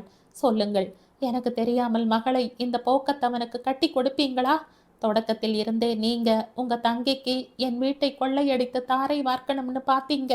உங்கள் ஆட்டத்தை நான் நடக்க விடவில்லை. அதை மனதில் வைத்து கொண்டு இந்த விதமாக பழி வாங்கி விட்டீர்களா? நீங்களும் ஒரு தந்தைதானா? மாமி, மாமாவுக்கு எதுவும் தெரியாது. இதில் அவருடைய பங்கு எதுவும் இல்லை. கிருஷ்ணன், என்னங்க, உண்மையிலேயே உங்களுக்கு எதுவும் தெரியாதா? நீங்க சொல்லாமலேயே அவன் இன்னார் என்று மீனாவுக்கு எப்படி தெரிந்தது? உங்களுடைய தூண்டுதல் இல்லாமலேயே அவன் இவ்வளவு தூரத்திற்கு துணிந்தானா? கிருஷ்ணவேணி முதுகில் கத்தி குத்து வாங்கியது போல் பார்த்தார் அப்பா. அம்மாவுக்கு திடீரென்று அழுகை பொங்கி கொண்டு வந்தது. அழுது கொண்டே சொன்னாள், உங்களுக்கு என் மீது பகையை சாதிக்க இதைவிட வேறு வழி தெரியவில்லையா? இந்த எண்ணம் ஏற்கனவே உங்கள் மனதில் இருந்தால் என்னிடம் ஏன் சொல்லவில்லை? என்னை இப்படி அவமானப்படுத்துவதில் உங்களுக்கு என்ன லாபம்? அவளை தெருவில் போகிறவனுக்கு கொடுத்திருந்தால் கூட எனக்கு இவ்வளவு இருந்திருக்காது. ஆனால் இந்த திமிர் பிடித்தவனுக்கு, கிள்ளு கீரையாக கூட என்னை மதிக்காதவனுக்கு. அம்மா திடீரென்று என்னையும் அப்பாவையும் விட்டுவிட்டு கையை உயர்த்தியபடி கிருஷ்ணனை நோக்கி போனாள். கோழை பயலே, நிஜமாகவே நீ ஒரு ஆண்மகனாக இருந்தால் என்னிடம் தைரியமாக வந்து சொல்லி இருப்பாய். இப்படி திருட்டுத்தனமாக ஒரு நாளும் நடந்து கொண்டிருக்க மாட்டாய். அம்மாவின் கை கிருஷ்ணன் கன்னத்தில் விழுந்திருக்கும். ஆனால் கிருஷ்ணன் மின்னல் வேகத்தில் முகத்தை திருப்பிக் கொண்டு பின்னால் நகர்ந்து கொண்டான். அம்மா நிலை தடுமாறி கால்கள் தள்ளாட தரையில் குப்புற விழுந்தாள். அப்பா சட்டென்று அருகில் சென்றார். கீழே விழுந்த அம்மா உடனே எழுந்து கொள்ளவில்லை. தலையால் தரையில் முட்டிக்கொண்டே எல்லாமே போய் என்று கத்தத் தொடங்கினாள். அந்த கத்தில் அடுத்த வினாடி நான் நம்ப மாட்டேன் என்று தீனமான அழுகையாக மாறியது. அப்பா, கிருஷ்ணவேணி என்று பதட்டத்துடன் அழைத்து கொண்டே தோள்களை பற்றி எழுப்ப முயன்றார். அம்மாவின் உடல் விரைப்பாக மாறியது. கண்கள் அகலமாக விரிந்து திரும்ப இமைகள் மூடிக்கொண்டன. வாயில் இருந்து நுரை வர ஆரம்பித்தது. அப்பா சட்டென்று சாவி கொத்தை எடுத்து அம்மாவின் கையில் வைத்தார். எனக்கு புரிந்துவிட்டது. ரொம்ப நாட்கள் கழித்து அம்மாவுக்கு மறுபடியும் ஃபிட்ஸ் வந்துவிட்டது. ஏற்கனவே அங்கே கும்பலாக நின்று கொண்டிருந்த மக்கள் ஐயோ ஐயோ என்றபடி நெருங்கி வந்தார்கள். அப்படி வந்தவர்களில் எங்கள் குடும்ப டாக்டரும் இருந்தார். எல்லோரையும் விலக்கி கொண்டு முன்னால் வந்த டாக்டர் அம்மாவின் நாடியை பரிசோதித்து பார்த்தார். பிறகு, எல்லோரும் கொஞ்சம் விலகி நில்லுங்கள் ப்ளீஸ் என்றார். சித்தப்பாவும் சித்தியும் மன்னிப்பு கேட்டபடி கும்பலை விலக்கி கொண்டிருந்தார்கள். அப்பா அம்மாவை தூக்க முயன்றார். பக்கத்திலேயே இருந்த சாரதி உடனே உதவிக்கு வந்தான். அப்பா, சாரதி, டாக்டர் 3 பேருமாக சேர்ந்து அம்மாவை மாடிக்கு கொண்டு போனார்கள். பார்த்து கொண்டிருக்கும் போதே ஹாலில் மக்கள் கூட்டம் குறைந்து விட்டது. டாக்டர் வேகமாக படி இறங்கி வந்து வாசலுக்கு சென்றார். சித்தியும் சித்தப்பாவும் எல்லோரிடமும் என்ன சொன்னார்களோ தெரியாது. வெளியே கார்கள் கிளம்பி போகும் சத்தம் கேட்டது. நானும் கிருஷ்ணனும் ஹாலில் தனியாக நின்று கொண்டிருந்தோம். சற்று நேரம் கழித்து ராஜேஸ்வரி எங்களை நோக்கி ஓடி வந்தாள். கிருஷ்ணனை பார்த்ததும் அண்ணா என்று நெருங்கி வந்து கட்டிப்பிடித்து கொண்டாள். இத்தனை நேரம் எங்கே இருந்தாய்? கண்ணில் படவே இல்லையே. வளைந்த சிரிப்புடன் கிருஷ்ணன் கேட்டான். ராஜே கிருஷ்ணனை விட்டு விலகி நின்றாள். எங்க இருவரையும் அப்பொழுதுதான் சரியாக கவனித்தது போல் வியப்புடன் பார்த்தாள். இதென்ன அண்ணா, நீ நீ என்று தடுமாறினாள். ராஜி, மீனாவை நான் திருமணம் செய்து கொண்டு விட்டேன், முறுவலுடன் சொன்னான் கிருஷ்ணன். அந்த முறுவலில் சற்று முன் அம்மாவால் ஏற்பட்ட அவமானத்தின் பாதிப்பு லேசாக வெளிப்பட்டு கொண்டிருந்தது. அண்ணா, இது எப்படி சாத்தியமாயிற்று? சாத்தியமாவது போல் செய்தாள் உங்க அண்ணி. ராஜி குழப்பமாக பார்த்தாள். மாமா, நான் தங்கியிருக்கும் அறைக்கு வந்து கிருஷ்ணன் வந்திருக்கிறான், கீழே இருக்கிறான் என்று சொன்னார். நான் வேறு விதமாக நினைத்து கொண்டேன். அதற்குள் டாக்டர் வேகமாக எங்கள் முன்னால் இருந்து மாடிக்கு போனதால் எங்கள் உரையாடல் நின்றுவிட்டது. எனக்கும் மாடிக்கு போய் அம்மாவை பார்க்க வேண்டும் என்று தோன்றியது. ஆனால் தைரியம் போரவில்லை. டாக்டர் மாடிக்கு போன 10 நிமிடங்கள் கழித்து அப்பா வேகமாக கீழே இறங்கி வந்தார். ராஜி, டாக்டருக்கு வெந்நீர் வேண்டுமாம், சீக்கிரமாக கொண்டு வருகிறாயா? திருநாக மாமி மாடியில் இருக்கிறாள் என்றார். தோ கொண்டு வருகிறேன் என்றபடி ராஜி சமையலறை பக்கம் விரைந்தாள். அப்பா எங்கள் பக்கம் திரும்பி கூட பார்க்காமல் மறுபடியும் மாடிக்கு போனார். ராஜேஸ்வரி பாத்திரத்தில் வெந்நீரை எடுத்துக்கொண்டு மாடிக்கு போனாள். வெளியில் இருந்து வந்த சித்தி சித்தப்பாவும் பதற்றத்துடன் மாடிக்கு போனார்கள். அவர்களுடன் உள்ளே வந்த ஸ்வீட்டி என்னிடம் வந்து அக்கா என்று ஏதோ சொல்ல போனாள். ஸ்வீட்டி, இங்கே வா என்று சித்தி கத்தினாள். தாயின் கத்தலை கேட்டதும் ஸ்வீட்டி மிரண்டு போனவளாய் என்னிடம் இருந்து விலகினாள். சித்தி என்னை புழுவை பார்ப்பது போல பார்த்தாள். ஏறத்தாழ 1 மணி நேரம் கழிந்தது. கிருஷ்ணனும் நானும் புதுமண தம்பதிகளாக வீட்டுக்கு வந்திருக்கிறோம். எங்களை உட்கார சொல்லி கூட யாரும் சொல்லவில்லை. இருவரும் அப்படியே நின்று கொண்டிருந்தோம். கிருஷ்ணன் எனக்காக இந்த அவமானத்தை விழுங்கி கொண்டான். மனதிலேயே அவனுக்கு நன்றியை தெரிவித்து கொண்டேன். எத்தனை நேரம்தான் நின்று கொண்டிருப்பாய், உட்கார்ந்து கொள் என்றான் கிருஷ்ணன். மறுப்பது போல் தலையை அசைத்தேன். ரொம்ப நேரம் கழித்து டாக்டரும் அவருக்கு பின்னால் அப்பாவும் கீழே வந்தார்கள். டாக்டர் டாக்டர் என் அருகில் வந்தார். அம்மாவுக்கு எப்படி இருக்கு என்றுதானே கேட்கிறாய்? அம்மாவுக்கு பெரிய அதிர்ச்சி ஏற்பட்டிருக்கு. இந்த அதிர்ச்சியில் அவர்களுக்கு மூளை கலங்கி போனாலும் போகலாம். நீ செய்த காரியம் கொஞ்சம் கூட நன்றாக இல்லை மீனா. எந்த பெண்ணும் தன் பெற்றோரிடம் எப்படி நடந்து கொள்ளக்கூடாதோ அந்த விதமாக நடந்து கொண்டிருக்கிறாய். உன் திருமண விஷயத்தில் உங்க அம்மா எவ்வளவு கனவுகளை வைத்திருந்தாளோ உனக்கு தெரியாதது இல்லை. உன் மனதில் வேறு எண்ணம் இருந்தால் முன்னாடியே சொல்லி இருக்கணும். உன் கோழைத்தனம் காரணமாக இன்று உங்கள் குடும்பத்திற்கு எவ்வளவு கெட்ட பெயர் வந்து விட்டது நீயே பாரு. நீ செய்த இந்த காரியம் எங்கள் யாருக்குமே பிடிக்கவில்லை. சொல்லிவிட்டு போய்விட்டார். டாக்டர் எங்கள் குடும்ப நண்பர். அப்பாவிடம் இருக்கும் உரிமை அவரிடமும் எனக்கு இருந்தது. அவர் இப்படி சொன்னதும் என் கண்களில் நீர் நிறைந்தது. உதட்டை கடித்து கொண்டு கண்ணீர் வெளியேறாமல் கட்டுப்படுத்தினேன். அப்பா டாக்டரை வழி அனுப்பிவிட்டு வந்தார். எங்களை பார்க்காதது போல் மாடிக்கு போய் கொண்டிருந்தார். மாமா, கிருஷ்ணன் பின்னால் இருந்து அழைத்தான். அப்பா அதே இடத்தில் நின்றார். கிருஷ்ணன் அப்பாவின் அருகில் சென்று மென்மையான குரலில், மாமா, என்னால் ஏதாவது தவறு நடந்திருந்தால் மன்னித்து விடுங்கள் என்றான். அப்பா பின்னால் திரும்பினார். கிருஷ்ணா, இதில் மன்னிப்பதற்கோ குறை சொல்லவோ என்ன இருக்கு? இதற்கெல்லாம் காரணம் நான் தான். மீனாவை அவளுடைய அம்மாவுக்கு தெரியாமல் மெலட்டூருக்கு அனுப்பி வைத்தது என்னுடைய தவறு. அப்படியே அனுப்பி வைத்தாலும் அவள் உன் பக்கம் ஈர்க்கப்படுகிறாள் என்ற சந்தேகம் வந்ததும் உன்னை அழைத்து, தம்பி இது நடக்காத காரியம் என்று உன்னை எச்சரிக்காமல் இருந்தது அதைவிட பெரிய தவறு. ஆனால் விஷயம் இவ்வளவு தூரத்துக்கு போகும் என்றும் மீனாவிடம் இவ்வளவு துணிச்சல் இருக்கும் என்றும் கனவிலும் நான் நினைக்கவில்லை. இப்படி நடக்கக்கூடும் என்று கொஞ்சமாவது சந்தேகம் இருந்திருந்தால் முன்கூட்டியே ஜாக்கிரதையாக இருந்திருப்பேன். இதற்கெல்லாம் என்னுடைய சப்போர்ட் தான் காரணம் என்று உங்க மாமியின் மனதில் பதிந்துவிட்ட தவறான அபிப்பிராயத்தை இனி கடவுளே வந்தால் கூட மாற்ற முடியாது. என் மகளால் எனக்கு ஏற்பட்ட நன்மை இது. கிருஷ்ணன் தோளில் கையை பதித்துவிட்டு அப்பா மேலும் சொன்னார். நடந்தது நடந்து விட்டது. மீனா இன்னும் சில நாட்களுக்கு மாமியின் கண்ணில் படாமல் இருப்பது நல்லது என்று டாக்டர் எச்சரித்திருக்கிறார். நீங்க இருவரும் எதை பார்த்து பரஸ்பரம் ஈர்க்கப்பட்டீர்களோ அந்த ஈர்ப்பு உங்கள் வாழ்நாள் முழுவதும் நீடித்திருக்கணும் என்று ஆசீர்வாதம் செய்கிறேன். உங்க மாமி ரொம்ப பிடிவாதக்காரி. இதுவே நம்முடைய கடைசி சந்திப்பாகவும் இருக்கலாம். நீங்க சந்தோஷமாக சௌக்கியமாக இருந்தால் அதைவிட நான் விரும்புவது வேறொன்றும் இல்லை. இன்று இரவே நாங்கள் கிளம்புகிறோம் மாமா. அப்பா பெருமூச்சு விட்டார். நல்லது, உன் மனைவியையும் அழைத்து கொண்டு போ. பற்றற்ற குரலில் வெறுமையாக ஒலித்த அந்த குரல் என் மனதை காயப்படுத்தியது. அப்பா என் பக்கம் திரும்பக்கூட இல்லை. மாடிக்கு போய்விட்டார். அதற்குள் ராஜேஸ்வரி அங்கே வந்தாள். ராஜி, நாங்கள் கிளம்புகிறோம், நீயும் எங்களுடன் கிளம்பு, கிருஷ்ணன் சொன்னான். நடந்தது எல்லாம் ராஜி புரிந்து கொண்டு விட்டாள் போலும். குறுக்காக தலையை அசைத்துவிட்டு திடமான குரலில், கொஞ்சம் உடம்பு தேவலை ஆன பிறகு நடந்ததை எல்லாம் தெரிவித்துவிட்டு வருகிறேன். உனக்கு மூளை கலங்கி விட்டதா ராஜி? இன்னும் இந்த வீட்டில் இருந்தால் நீ அவமானப்பட வேண்டி இருக்கும், கோபமாக சொன்னான் கிருஷ்ணன். பரவாயில்லை, நீ பட்டதை விட அதிகமாக இருக்காது. உன் சார்பில், அண்ணியின் சார்பில், என் சார்பில் மாமியிடம் சொல்ல வேண்டிய விஷயங்கள் எத்தனையோ இருக்கு. சொல்லி முடித்ததும் நானே வந்து விடுகிறேன்.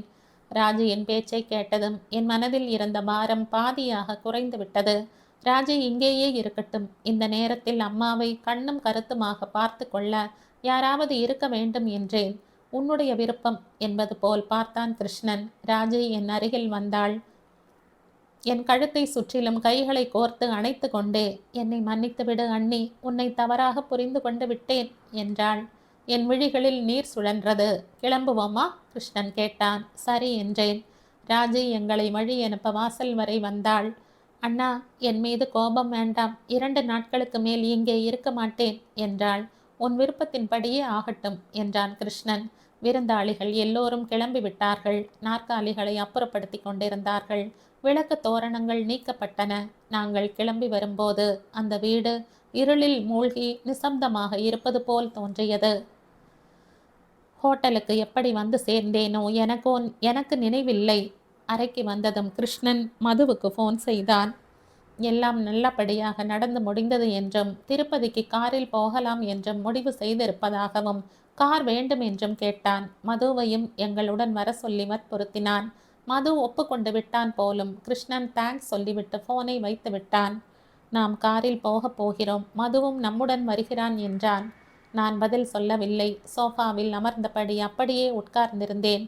டாக்டர் சொன்னது போல் அம்மாவுக்கு உண்மையிலேயே மூளை கலங்கி போய்விடுமா? அப்படி ஏதாவது நடந்தால் என்னால் கிருஷ்ணனுடன் நிம்மதியாக குடித்தனம் நடத்தத்தான் முடியுமா? அப்பா என்னை மன்னிப்பாரா? எத்தனையோ எதிர்பார்ப்புகளுடன் தொடங்கப் போகும் என் திருமண வாழ்க்கை எப்படி இருக்கப் போகிறது? அருகில் வந்து நின்ற கிருஷ்ணன், மீனா எழுந்து கொள், போய் உடைகளை மாற்றிக்கொண்டு வா என்றான். மாற்று புடவை எதுவும் கொண்டு வரவில்லை என்றேன். தோ சூட்கேஸ் சாவி ட்ரெஸ்ஸிங் ரூமில் என் பெட்டியில் இருக்கும் பாரு. என் தோளை பற்றி வலுக்கட்டாயமாக எழுப்பினான். சாவியை எடுத்துக்கொண்டு உள்ளே போனேன். இயந்திர கதியில் சூட்கேஸை திறந்தேன். சூட்கேஸில் கிருஷ்ணனின் உடைகளுடன் புடவைகளும் இருந்தன. அவற்றை பார்த்து கொண்டு ஒரு நிமிடம் அப்படியே நின்றேன். உன் மனைவியையும் அழைத்து கொண்டு போ, அப்பா சொன்னது காதில் எதிரொலித்தது. என்னால் அழுகையை அடக்கிக் கொள்ள முடியவில்லை. வெள்ளம் கரை புரண்டு வெளியேறுவது போல் கண்ணீர் வெளியேறத் தொடங்கியது. மௌனமாக அழுது கொண்டிருந்தேன். சற்று நேரம் கழித்து என் தோள்கள் மீது கைகள் படிந்தன. கிருஷ்ணன் வலுக்கட்டாயமாக என்னை தன் பக்கம் திருப்பிக் கொண்டே மென்மையான குரலில் கேட்டான். மீனா, எனக்கு தண்டனை காலம் தொடங்கிவிட்டதா? அவசரப்பட்டு விட்டேனே என்று வருத்தப்பட்டு கொள்கிறாயா? இல்லை இல்லை, கம்மை விட்ட குரலில் சொன்னேன். அப்போ அழுகையை நிறுத்து. நீ அழுவது இதுதான் கடைசி தடவையாக இருக்க வேண்டும். உன் கண்கள் ஈரமாவதை நான் பார்க்கக்கூடாது, தெரிந்ததா? மார்போடு அணைத்து கொண்டே சொன்னான். அந்த ஸ்பரிசத்தின் மூலமாக என்னுள் தைரியம் பரவுவது போல் இருந்தது. மிருது கம்பீரமான குரலில் கிருஷ்ணன் மேலும் சொன்னான். மீனா, சொத்து சுகம் இல்லாதவன் என்பதுதானே உங்க அம்மாவின் குற்றச்சாட்டு? 5 வருடங்கள் எனக்கு அவகாசம் கொடு. ஸ்டேட்டஸ் இல்லாதவன் என்று என்னை எடுத்தெறிந்து பேசிய உன் அம்மாவே கிருஷ்ணன் என்னுடைய மாப்பிள்ளை என்று பெருமைப்பட்டு கொள்ளும் நாள் வரும் விதமாக செய்கிறேன். கிருஷ்ணவேணி அம்மாளின் மாப்பிள்ளை என்று இல்லாமல் கிருஷ்ணனின் மாமியார் என்று உங்க அம்மா அறியப்படும் விதமாக தகுதிகளை வளர்த்து கொள்வேன். இதுதான் என்னுடைய சபதம். நடுங்கும் விரல்களால் அவன் வாயை பொத்தினேன். நீ அதையெல்லாம் மனதில் வைத்து கொள்ளாதே, மறந்துவிடு. மறப்பதா? அந்த அவமானம் என் ரத்தத்தில் கலந்து போய்விட்டது. என் சபதம் நிறைவேறும் வரையில் எனக்கு நிம்மதி இருக்காது.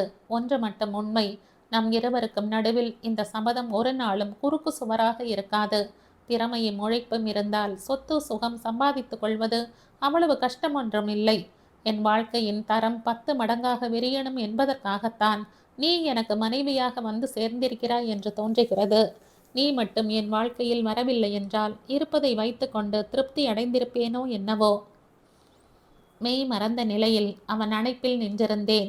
அந்த நல்ல நாள் உண்மையிலேயே வரணுமே ஒழிய என்னை விட சந்தோஷப்படுபவர்கள் யார் இருப்பார்கள்? கிருஷ்ணன் என் தலையை கோதிவிட்டபடி சொன்னான். 1/2 மணி நேரம் தனியாக இருக்க முடியுமா? நீ குளித்துவிட்டு உடைகளை மாற்றிக்கொள். நான் மாமி வீடு வரையிலும் போய் வருகிறேன். மாமி வீட்டுக்கா? ஆமாம், மாமா என்னுடன் பேசி கொண்டிருந்த போது பேச்சு வாக்கில் சொன்னார். ரொம்ப நாளாக திருப்பதிக்கு போகணும் என்று நினைத்தாலும் ஏதோ போக முடியவில்லையாம். காரில் தானே போகிறோம், நம்முடன் வர சொல்லி அழைக்கப் போகிறேன். இந்த இரவு நேரத்தில் நீ சொன்னதும் அவர்களால் புறப்பட முடியுமா? மாமிக்கு உன்னிடம் ரொம்ப பிரியம். நீ கேட்டுக்கொண்டாய் என்று சொன்னால் கட்டாயம் புறப்படுவார்கள். இந்த நேரத்தில் அவர்களை சிரமப்படுத்துவானேன்? உனக்காகத்தான் இந்த 2-3 நாட்கள் நீ தனிமையாக உணர வேண்டாம் என்றுதான். மாமி உன்னுடன் இருந்தால் நன்றாக இருக்கும்.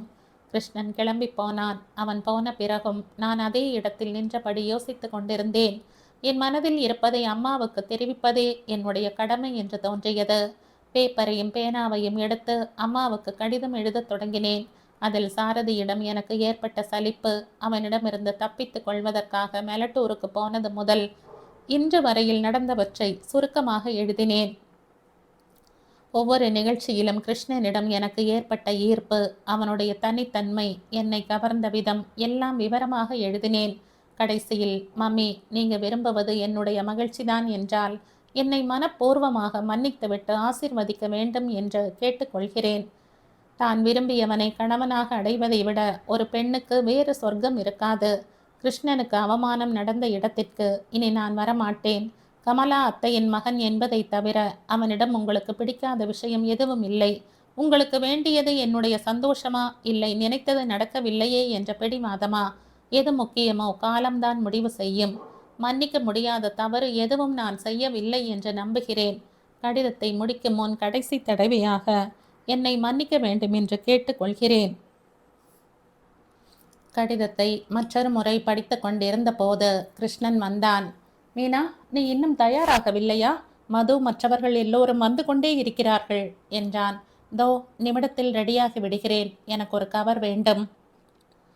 வெறும் கவர் இருக்கும், ஆனால் ஸ்டாம்ப் இல்லை. பரவாயில்லை, வெறும் கவரையே கொடு. கிருஷ்ணன் கவர் எடுத்து கொடுத்தான். கடிதம் மாமாவுக்கா? இல்லை, அம்மாவுக்கு. கிருஷ்ணன் ஃபோன் அருகில் சென்று எங்கள் வீட்டுக்கு ஃபோன் செய்தான். மாமா, நான் தான் கிருஷ்ணன் பேசுகிறேன். மாமிக்கு எப்படி இருக்கு? அப்படியா? Thank God. சரி என்ற ஃபோனை வைத்துவிட்டு என் பக்கம் திரும்பினான். மாமிக்கு நினைவு வந்துவிட்டதாம். நீ எங்கேன்னு கேட்டாளாம். டாக்டர் சொன்னது போல் ஊரில் இல்லை என்று சொல்லிவிட்டாராம் என்றான். என் கவலை கொஞ்சம் குறைந்தாற்போல இருந்தது. குளியலை முடித்து கொண்டு தலை பின்னி கொண்டிருந்த போது மாமி, மாமா, மது எல்லோரும் வந்து விட்டார்கள். 1/4 மணி நேரத்தில் கிளம்பி விட்டோம். ஹோட்டல் வளாகத்திலேயே போஸ்ட் பாக்ஸ் இருந்தது. என் கையால் நானே கடிதத்தை தபால் பெட்டியில் சேர்த்தேன். அது வெறும் கடிதம் இல்லை, வேண்டுகோளை ஏற்றுக்கொள்ள சொல்லி கடவுளுக்கு செய்து கொள்ளும் பிரார்த்தனை. 3 நாட்கள் வேகமாக கழிந்துவிட்டன. மாமி, மாமாவின் அன்பான உரையாடலில், மதுவின் நட்பு கலந்த பேச்சில் எங்களுடைய திருப்பதி பயணம் ஜாலியாக கழிந்தது. மாமா, மாமி, மது சென்னையில் இறங்கிக் கொண்டார்கள். மது எங்களை காரிலேயே மெலட்டூருக்கு போக சொல்லி வற்புறுத்தினான். 4வது நாள் மாலை நேரத்தில் நாங்கள் மெலட்டூரை நோக்கி போய்க் கொண்டிருந்தோம். கிருஷ்ணன் திருப்பதியில் இருந்தே நாங்கள் வரப்போவதை பற்றி தந்தி கொடுத்திருந்தான். எங்கள் கார் மெலட்டூர் பஸ் ஸ்டாப் அருகில் போய்க் கொண்டிருந்தது. சூரியன் அஸ்தமிக்கும் நேரம். வானத்தின் சிவப்பு எங்கும் பரவி இருந்தது. நெற்பயிரின் மீதிருந்து வீசும் இதமான காற்று, கூட்டுக்கு வந்து சேரும் பறவைகளின் கலகல சத்தம், இதையெல்லாம் பார்க்கும்போது முதல் தடவை இங்கே நான் வந்த நாள் நினைவுக்கு வந்தது. ஏனோ இங்கே ஒரு நிமிடம் நின்று சூழ்நிலையை ரசிக்கணும் என்று தோன்றியது. தாகமாக இருக்கு என்றேன். கிருஷ்ணன் காரை நிறுத்த சொன்னான். அவன் இறங்கி சோடா வாங்குவதற்காக கடையை நோக்கி போகும்போது சாமிக்கண்ணு எதிரே வந்தான். சாமிக்கண்ணு, நீ இங்கே வந்திருக்கிறாயா? கிருஷ்ணன் கேட்டான். ஆமாம் சாமி, உங்களுக்காக வண்டியை கொண்டு வந்திருக்கிறேன். வண்டி எதுக்கு கொண்டு வந்தாய்? நாங்கள் நேராக வந்து விடுவதாக தந்தி கொடுத்திருந்தேனே, உன்னிடம் யாரும் சொல்லவில்லையா? அம்மா சொன்னாங்க, ஆனால் தலையை சொரிந்தான் சாமிக்கண்ணு. சரி, நாங்கள் போகிறோம், நீ வண்டியை எடுத்து கொண்டு வந்து விடு. கிருஷ்ணன் சோடா வாங்கி வருவதற்காக போனான். சாமிக்கண்ணு ஏமாற்றம் அடைந்தவன் போல் பார்த்தான். பிறகு என்ன நினைத்து கொண்டானோ என்னவோ என் அருகில் வந்தான். 2 கைகளையும் ஜோடித்து பணிவான குரலில், அம்மா, உங்களுக்காக வண்டியை எடுத்து கொண்டு வந்திருக்கிறேன். நீங்க இருவரும் என்னுடைய வண்டியில்தான் வீட்டுக்கு வரணும் என்றான். நான் ஒப்புக்கொண்டு விட்டால்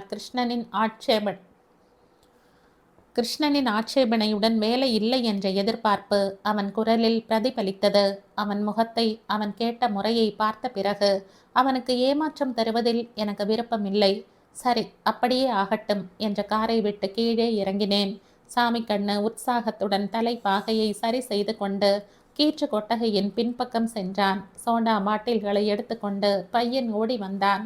நானும் கிருஷ்ணனும் சோடா குடித்து கொண்டிருந்த போது சாமி கண்ணு வண்டியை எடுத்து வந்தான். அதை பார்த்ததும் நானும் கிருஷ்ணனும் சோடா குடிப்பதை நிறுத்திவிட்டு ஒருவரை ஒருவர் வியப்புடன் பார்த்து கொண்டோம். பூக்களால் தோரணங்களை அமைத்து வண்டியை தேர் போல் அலங்கரித்திருந்தார்கள். மாடுகளின் கொம்புகளுக்கு வர்ணம் பூசப்பட்டிருந்தது. கழுத்திலும் ஜவ்வந்தி பூ மாலையை போட்டிருந்தார்கள். தன்னுடைய வண்டியில் தான் நாங்கள் வரணும் என்று சாமி கண்ணு எதற்காக பிடிவாதம் பிடித்தானோ இப்போ எனக்கு புரிந்தது. என்ன இது? யார் செய்ய சொன்னாங்க இந்த அலங்காரம் எல்லாம்? கிருஷ்ணன் வியப்புடன் வண்டியை நோக்கி நடந்தான். என்னுடைய சந்தோஷத்திற்காகத்தான் சாமி. உன்னை என் கையால் வளர்த்து ஆளாக்கினேன். உன் கல்யாணத்தை பற்றி எத்தனையோ ஆசைகளை வைத்திருந்தோம். நீயானால் கிருஷ்ணன் ருக்மிணியை தூக்கி வந்தால் போல் சத்தம் போடாமல் அழைத்து வந்து விட்டாய். இந்த சந்தோஷமாவது எங்களுக்கு கிடைக்கட்டும் சாமி. பூந்தேர் போல் இருந்த அந்த வண்டியை பார்த்தபோது ரொம்ப சந்தோஷமாக இருந்தது. இவ்வளவு பலமான வரவேற்புடன் சாமி கண்ணு எங்களுக்காக காத்திருந்தது நல்ல சகனமாக தோன்றியது. நீ ஆசைப்படுகிறாய், ஆனால் சின்னம்மா என்ன சொல்வாங்களோ? கிருஷ்ணன் சந்தேகத்துடன் என் பக்கம் பார்த்தான். சின்னம்மா ஒப்புக்கொண்டாகிவிட்டது. சீக்கிரமாக கிளம்பினால் பொழுதோடு வீட்டுக்கு போய்விடலாம் என்றான் சாமி கண்ணு. நான் வண்டியை நோக்கி நடந்தேன். கிருஷ்ணன் என் இடுப்பை பிடித்து கொண்டு உயரே தூக்கினான். கம்பியை பிடித்து கொண்டு உள்ளே உட்கார்ந்து கொண்டேன். வண்டியில் உள்ளே வைக்கோலை பரப்பி மேலே மெத்தையை போட்டிருந்தார்கள். நீயும் ஏறிக்கொள் சாமி, சாமி கண்ணு சொன்னான். உன்னுடன் ரொம்ப தொல்லை தான் போ. கிருஷ்ணன் சலித்து கொண்டான். வண்டியில் என் எதிரே அமர்ந்து கொண்ட கிருஷ்ணன் மன்னிப்பு கேட்டுக்கொள்வது போல், டெலிகிராம் கொடுக்காமலே இருந்திருக்கணும். சாமி கண்ணு இப்படி படுத்துவான் என்று நினைக்கவில்லை என்றான். இது படுத்தலா?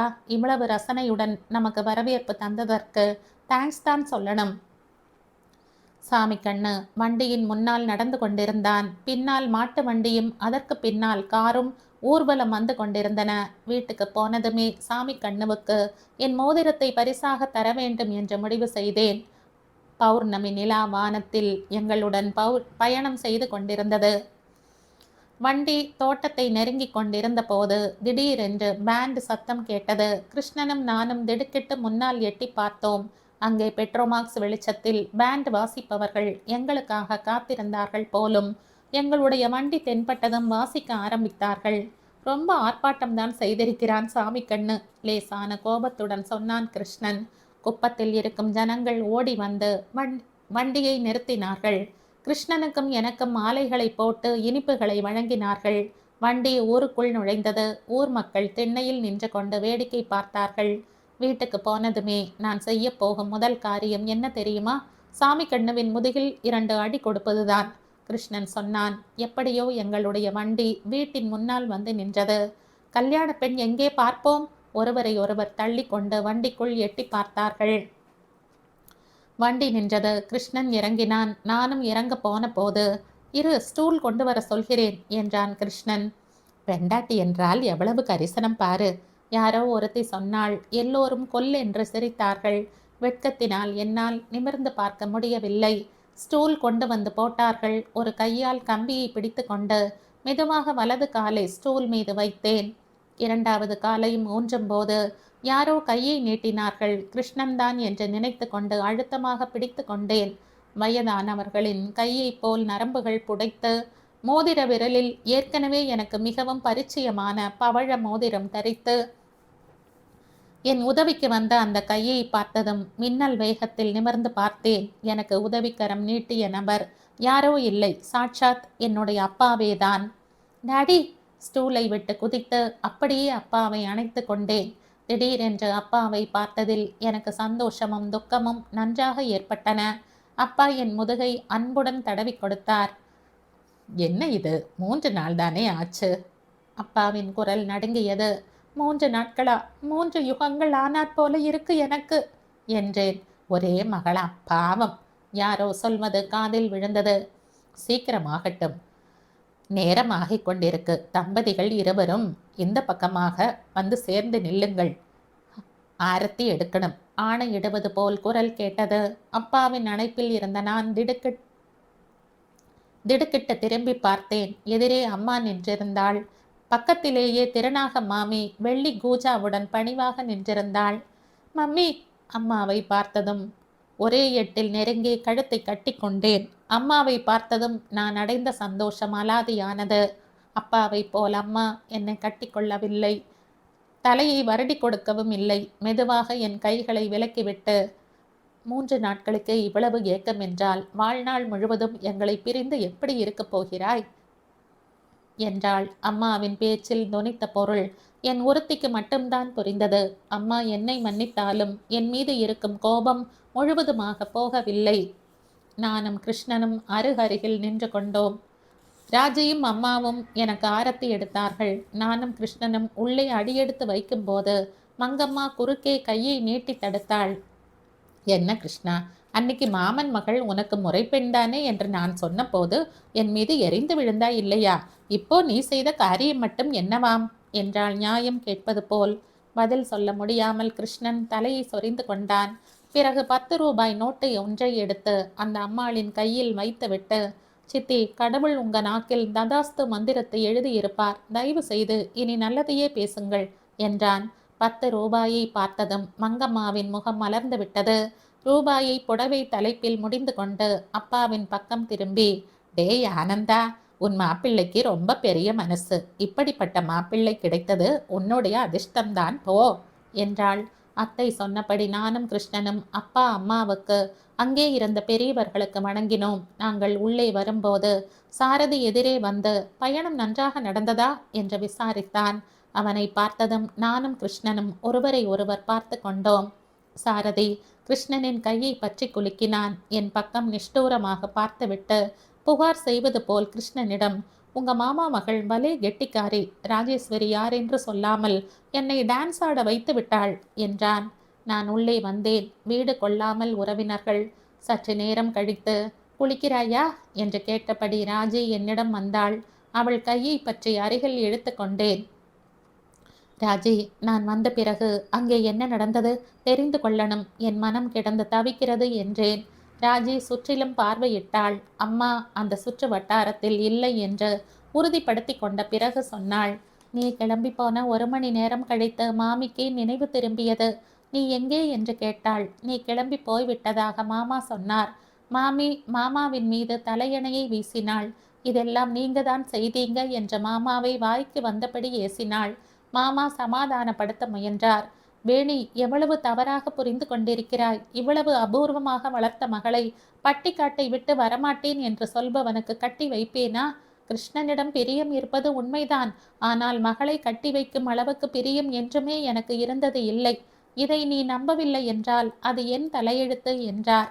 மாமி அழத் தொடங்கினாள். மாமா சமாதானப்படுத்தி கொண்டிருந்தார். அன்று இரவு முழுவதும் அப்படியே கழிந்தது. உங்க சித்தியும் சித்தப்பாவும் இனி ஜென்மத்தில் மகளின் முகத்தில் விழிக்காதீங்க, அவளுக்கு அதுதான் தண்டனை என்றார்கள். வாயால் சொல்வது எளிது என்றார் மாமா. உயிரே போனாலும் மகள் முகத்தை இனி பார்க்க மாட்டேன் என்று மாமி சொன்னாள். பிறகு என் கையை பிடித்து அருகில் எடுத்து கொண்டாள். ராஜி, இனி நீதான் எனக்கு துணை. உனக்கும் சாரதிக்கும் கல்யாணம் செய்து வைப்பேன். என் சொத்து முழுவதையும் உனக்கு எழுதி வைத்து அவர்களுக்கு புத்தி வரும்படி செய்வேன் என்றாள். எனக்கு பயமாக இருந்தது. அன்று மதியம் கட்டாயப்படுத்தி சாப்பிட வைத்தேன். பாதி சாப்பாட்டிலேயே மாமி கையை அலம்பிக் கொண்டாள். என் கையை பிடித்து கொண்டு மறுபடியும் அழுதாள். பார்த்தாயா ராஜி, பெற்றவள் என்ற மதிப்பு கூட அவளுக்கு இல்லாமல் போய்விட்டது. ஒற்றை மகள், அவளும் என்னை விட்டு விட்டு போய்விட்டாள். 4 பேர் என்னை பற்றி என்ன நினைப்பாங்க என்று கேவினாள். மாமி மனம் விட்டு வெளிப்படையாக பேசியதால் எனக்கும் தைரியம் வந்துவிட்டது. மெதுவாக நடந்ததை எல்லாம் சொல்லிவிட்டேன். மாமி திகைத்து போனவளாக கேட்டு கொண்டிருந்தாள். அந்த நேரத்தில் உன்னிடமிருந்து கடிதம் வந்தது. மாமி கடிதத்தை படித்துவிட்டு, ராஜி, கதவை சாத்திவிட்டு போ என்றாள். நான் வெளியே வந்து விட்டேன். 1/2 மணி நேரம் கழித்து மாமா வந்தார். மாமிக்கு உன் கடிதம் கிடைத்த சமாச்சாரமும் பிறகு மாமி கதவை சாத்தி கொண்ட விஷயத்தையும் சொன்னேன். மாமா போய் கதவை தட்டினார். பதில் வரவில்லை. கதவை திறக்கவில்லை என்றால் கதவை உடைத்து கொண்டு உள்ளே வரப்போவதாக மாமா கத்தினார். மாமி கதவை திறந்தாள். ரொம்ப நேரம் அழுதாற்போல் மாமியின் கண்கள் சிவந்திருந்தன. நீ எழுதிய கடிதம் கையில் அப்படியே இருந்தது. மாமி மாமாவின் மார்பில் முகத்தை புதைத்து கொண்டு விசும்பினாள். எனக்கு குழந்தையே பிறக்காமல் இருந்தால் எவ்வளவு நன்றாக இருந்திருக்கும் என்று புலம்பினாள். ஒற்றை மகளாக பிறந்தது நம்முடைய துரதிர்ஷ்டம் வேணி என்றார் மாமா. அன்று இரவு நான் மாமியிடம் மறுநாள் காலையில் நான் மெலட்டூருக்கு போய் விடுவதாக சொன்னேன். மாமியும் சரி என்றாள்.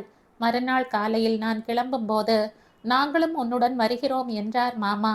மாமி சாரதிக்கு போன் செய்தாள். அவர்கள் 2 பேரும் என்ன பேசிக் கொண்டார்களோ எனக்கு தெரியாது. சாரதியும் எங்களுடன் கிளம்பினான். எங்களை பார்த்ததும் அம்மா அடைந்த பதற்றம் கொஞ்ச நஞ்சமில்லை. நாங்கள் வந்து சேர்ந்த சற்று நேரம் கழித்து நீங்கள் வரப்போவதாக தந்தி வந்தது. மாமாதான் படித்து காண்பித்தார். அதுதான் விஷயம். அண்ணி, மாமிக்கு இந்த அளவுக்கு வேதனையை தந்ததற்கு உன் மீது எனக்கு ரொம்ப கோபம் வந்தது. நீ வாய்விட்டு சொல்லாததால் ஏற்பட்ட வினை இதெல்லாம் என்றாள். நான் விலகி வந்து விட்டதால் அம்மா அப்பாவுக்கு நடுவில் கருத்து வேற்றுமைகள் விலகி இருவரும் நெருக்கமானது எனக்கு சந்தோஷமாக இருந்தது. நான் கிளம்பி வந்து விட்டதால் ஏற்பட்ட தனிமையை தாங்க முடியாமல் அம்மா அப்பாவின் பக்கம் திரும்பி இருக்கிறாள். நான் நினைத்தது நடந்து விட்டது. பாரம் இறங்கி விட்டது போல் பெருமூச்சு விட்ட நான், அது சரி, சாரதி இங்கே எதற்காக வந்தானா என்றேன். எனக்கு எப்படி தெரியும் என்றாள் ராஜி. உன்னிடம் அவன் எதுவும் சொல்லவில்லையா? போ அண்ணி, நான் அவனிடம் இதுவரையில் ஒரு வார்த்தை கூட பேசியதில்லை. பேசவில்லை என்றால் மட்டும் என்ன?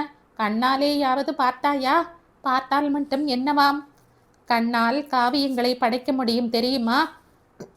என்னவோப்பா, அந்த வித்தை உனக்குத்தான் தெரியணும். அதோ அம்மா அழைக்கிறாள். ராஜி அங்கிருந்து போய்விட்டாள்.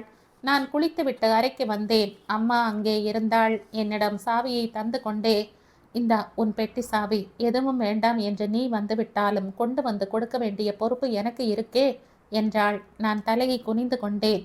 அம்மா மேலும் சொன்னாள், நான் 2 நாட்களில் கிளம்பி விடுவேன். நீ எழுதிய கடிதம் கிடைத்தது.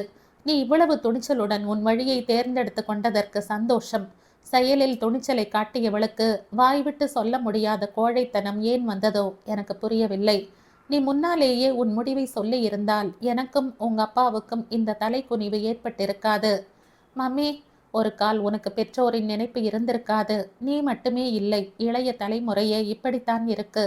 பொறுப்புகள் வேண்டாம், ஆனால் உரிமைகள் மட்டும் வேண்டும். சிறு வயது முதல் சரியாக சாப்பிடாமல் தூங்காமல் வளர்த்து ஆளாக்கிய பெற்றோர்களை விட உங்களுக்கு மற்றவர்கள் வேண்டியவர்களாக இருப்பார்கள்.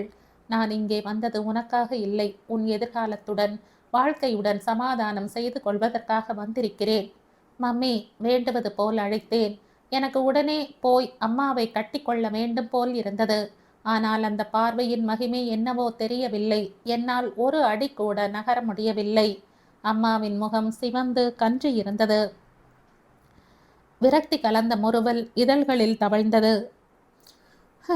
குழந்தைகள் வளர்ந்து பெரியவர்களாக ஆகும் வரையில் எல்லா பெற்றோர்களும் என்னைப் போலவே பைத்தியமாக இருப்பார்கள்.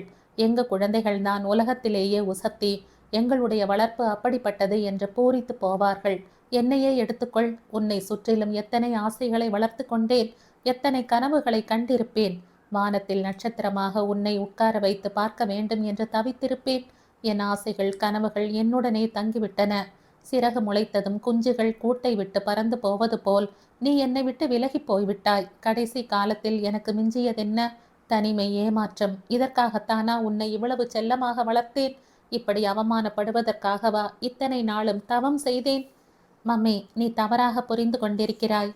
தடுக்கப் போனேன். அம்மா காதில் வாங்கி கொள்ளவில்லை. உன்னை எவ்வளவு அபூர்வமாக வளர்த்தேனோ உனக்கு நினைவில்லாமல் இருக்கலாம். உன் சிறு வயதில் ஒரு தடவை சமையல்காரன் உனக்கு பால் சுட வைத்து தருவதற்கு 5 நிமிடங்கள் தாமதம் செய்தான் என்று எரிந்து விழுந்து அவனை வேலையை விட்டே அனுப்பியிருக்கிறேன். ஜுரம் வந்து நீ கண்ணை திறக்காமல் படுத்திருந்த போது வாழ்க்கையே இருண்டு விட்டது என்று நான் பயந்த நாட்கள் உண்டு. உன் மேனியின் நிறம் தங்கமாக ஜொலிப்பதற்கும் உன் தலைமுடி கருகருவென்று வளர்வதற்கும் நான் படாத பாடு, செய்யாத முயற்சி பாக்கி இல்லை. உன்னை ஒற்றை குழந்தைகள் யாராவது உன்னை ஒத்த குழந்தைகள் யாராவது உன்னை விட அழகாக ஸ்டைலாக இருந்தால் என்னால் தாங்கிக் கொள்ள முடியாது.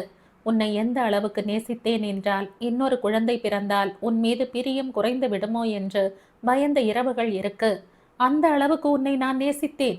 இந்த உலகில் நான் ஒருத்தி தான் தாய் என்பது போல் நடந்து கொண்டேன். நான் அடையாதவற்றை எல்லாம் நீ அடைய வேண்டும் என்றும் என்னால் எட்ட முடியாத உயரத்தை நீ எட்ட வேண்டும் என்றும் தவித்தேன்.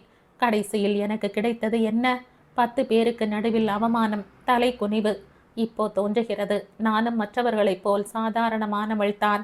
மற்றவர்களைப் போல் குழந்தைகளுக்கு வரன் பார்த்து கல்யாணம் பண்ணி வைக்கும் அதிர்ஷ்டம் கூட எனக்கு கிடைக்கவில்லை. என் தனித்தன்மையை பெற்ற மகளை மதிக்காத போது மற்றவர்கள் முன்னால் எப்படி எடுபடும்? திடீரென்ற அம்மாவின் விழிகளில் நீர் சுழன்றது. மம்மி, நான் சட்டென்று அருகில் போகப் போனேன். ஆனால் அம்மா கையை உயர்த்தி நில்லு என்பது போல் ஜாடை காட்டினாள்.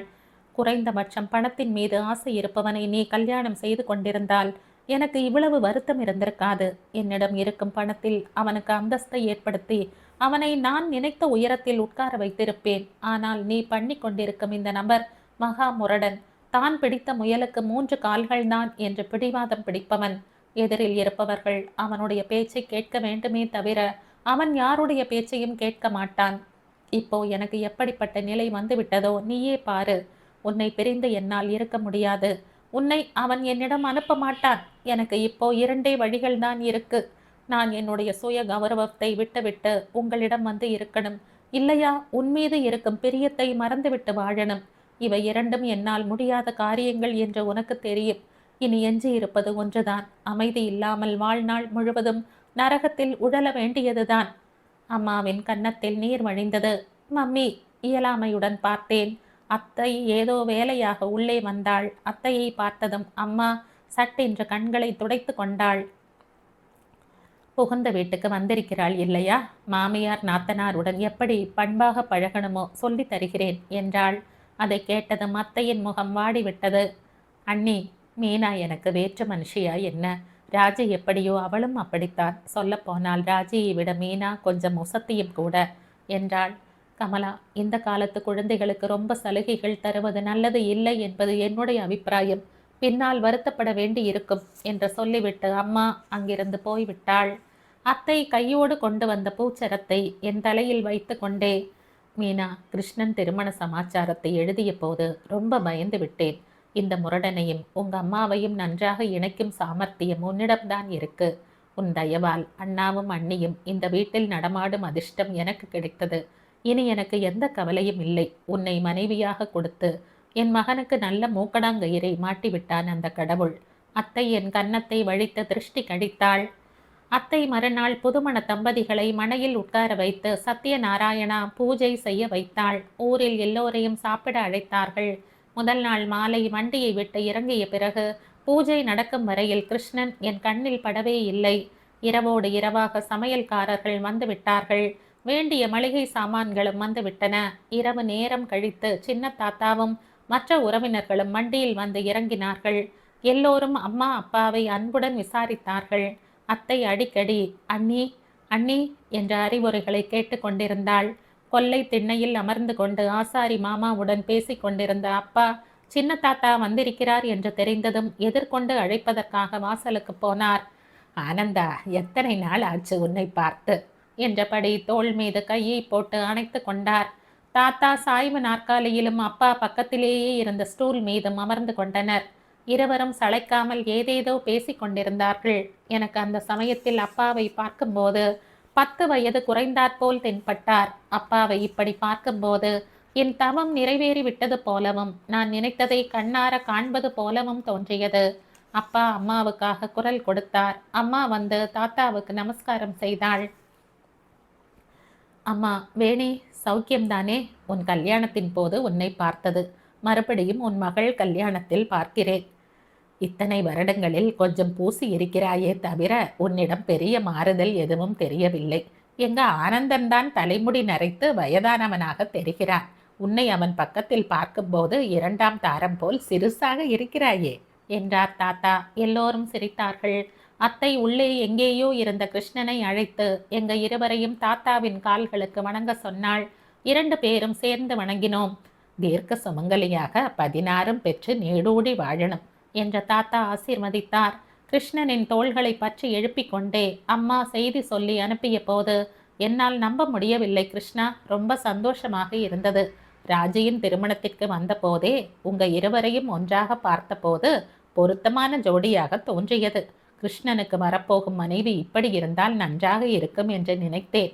நேர்மையை தர்மத்தை மறந்து போகாதவர்களுக்கு கடவுள் எப்படி கருணை காட்டுகிறாரோ பார்த்தாயா? அந்த அதிர்ஷ்டம் நாம் கேட்டுக்கொண்டால் கிடைக்கும் பொருள் இல்லை தம்பி என்றார். கிருஷ்ணன் என் பக்கம் பார்த்தான்.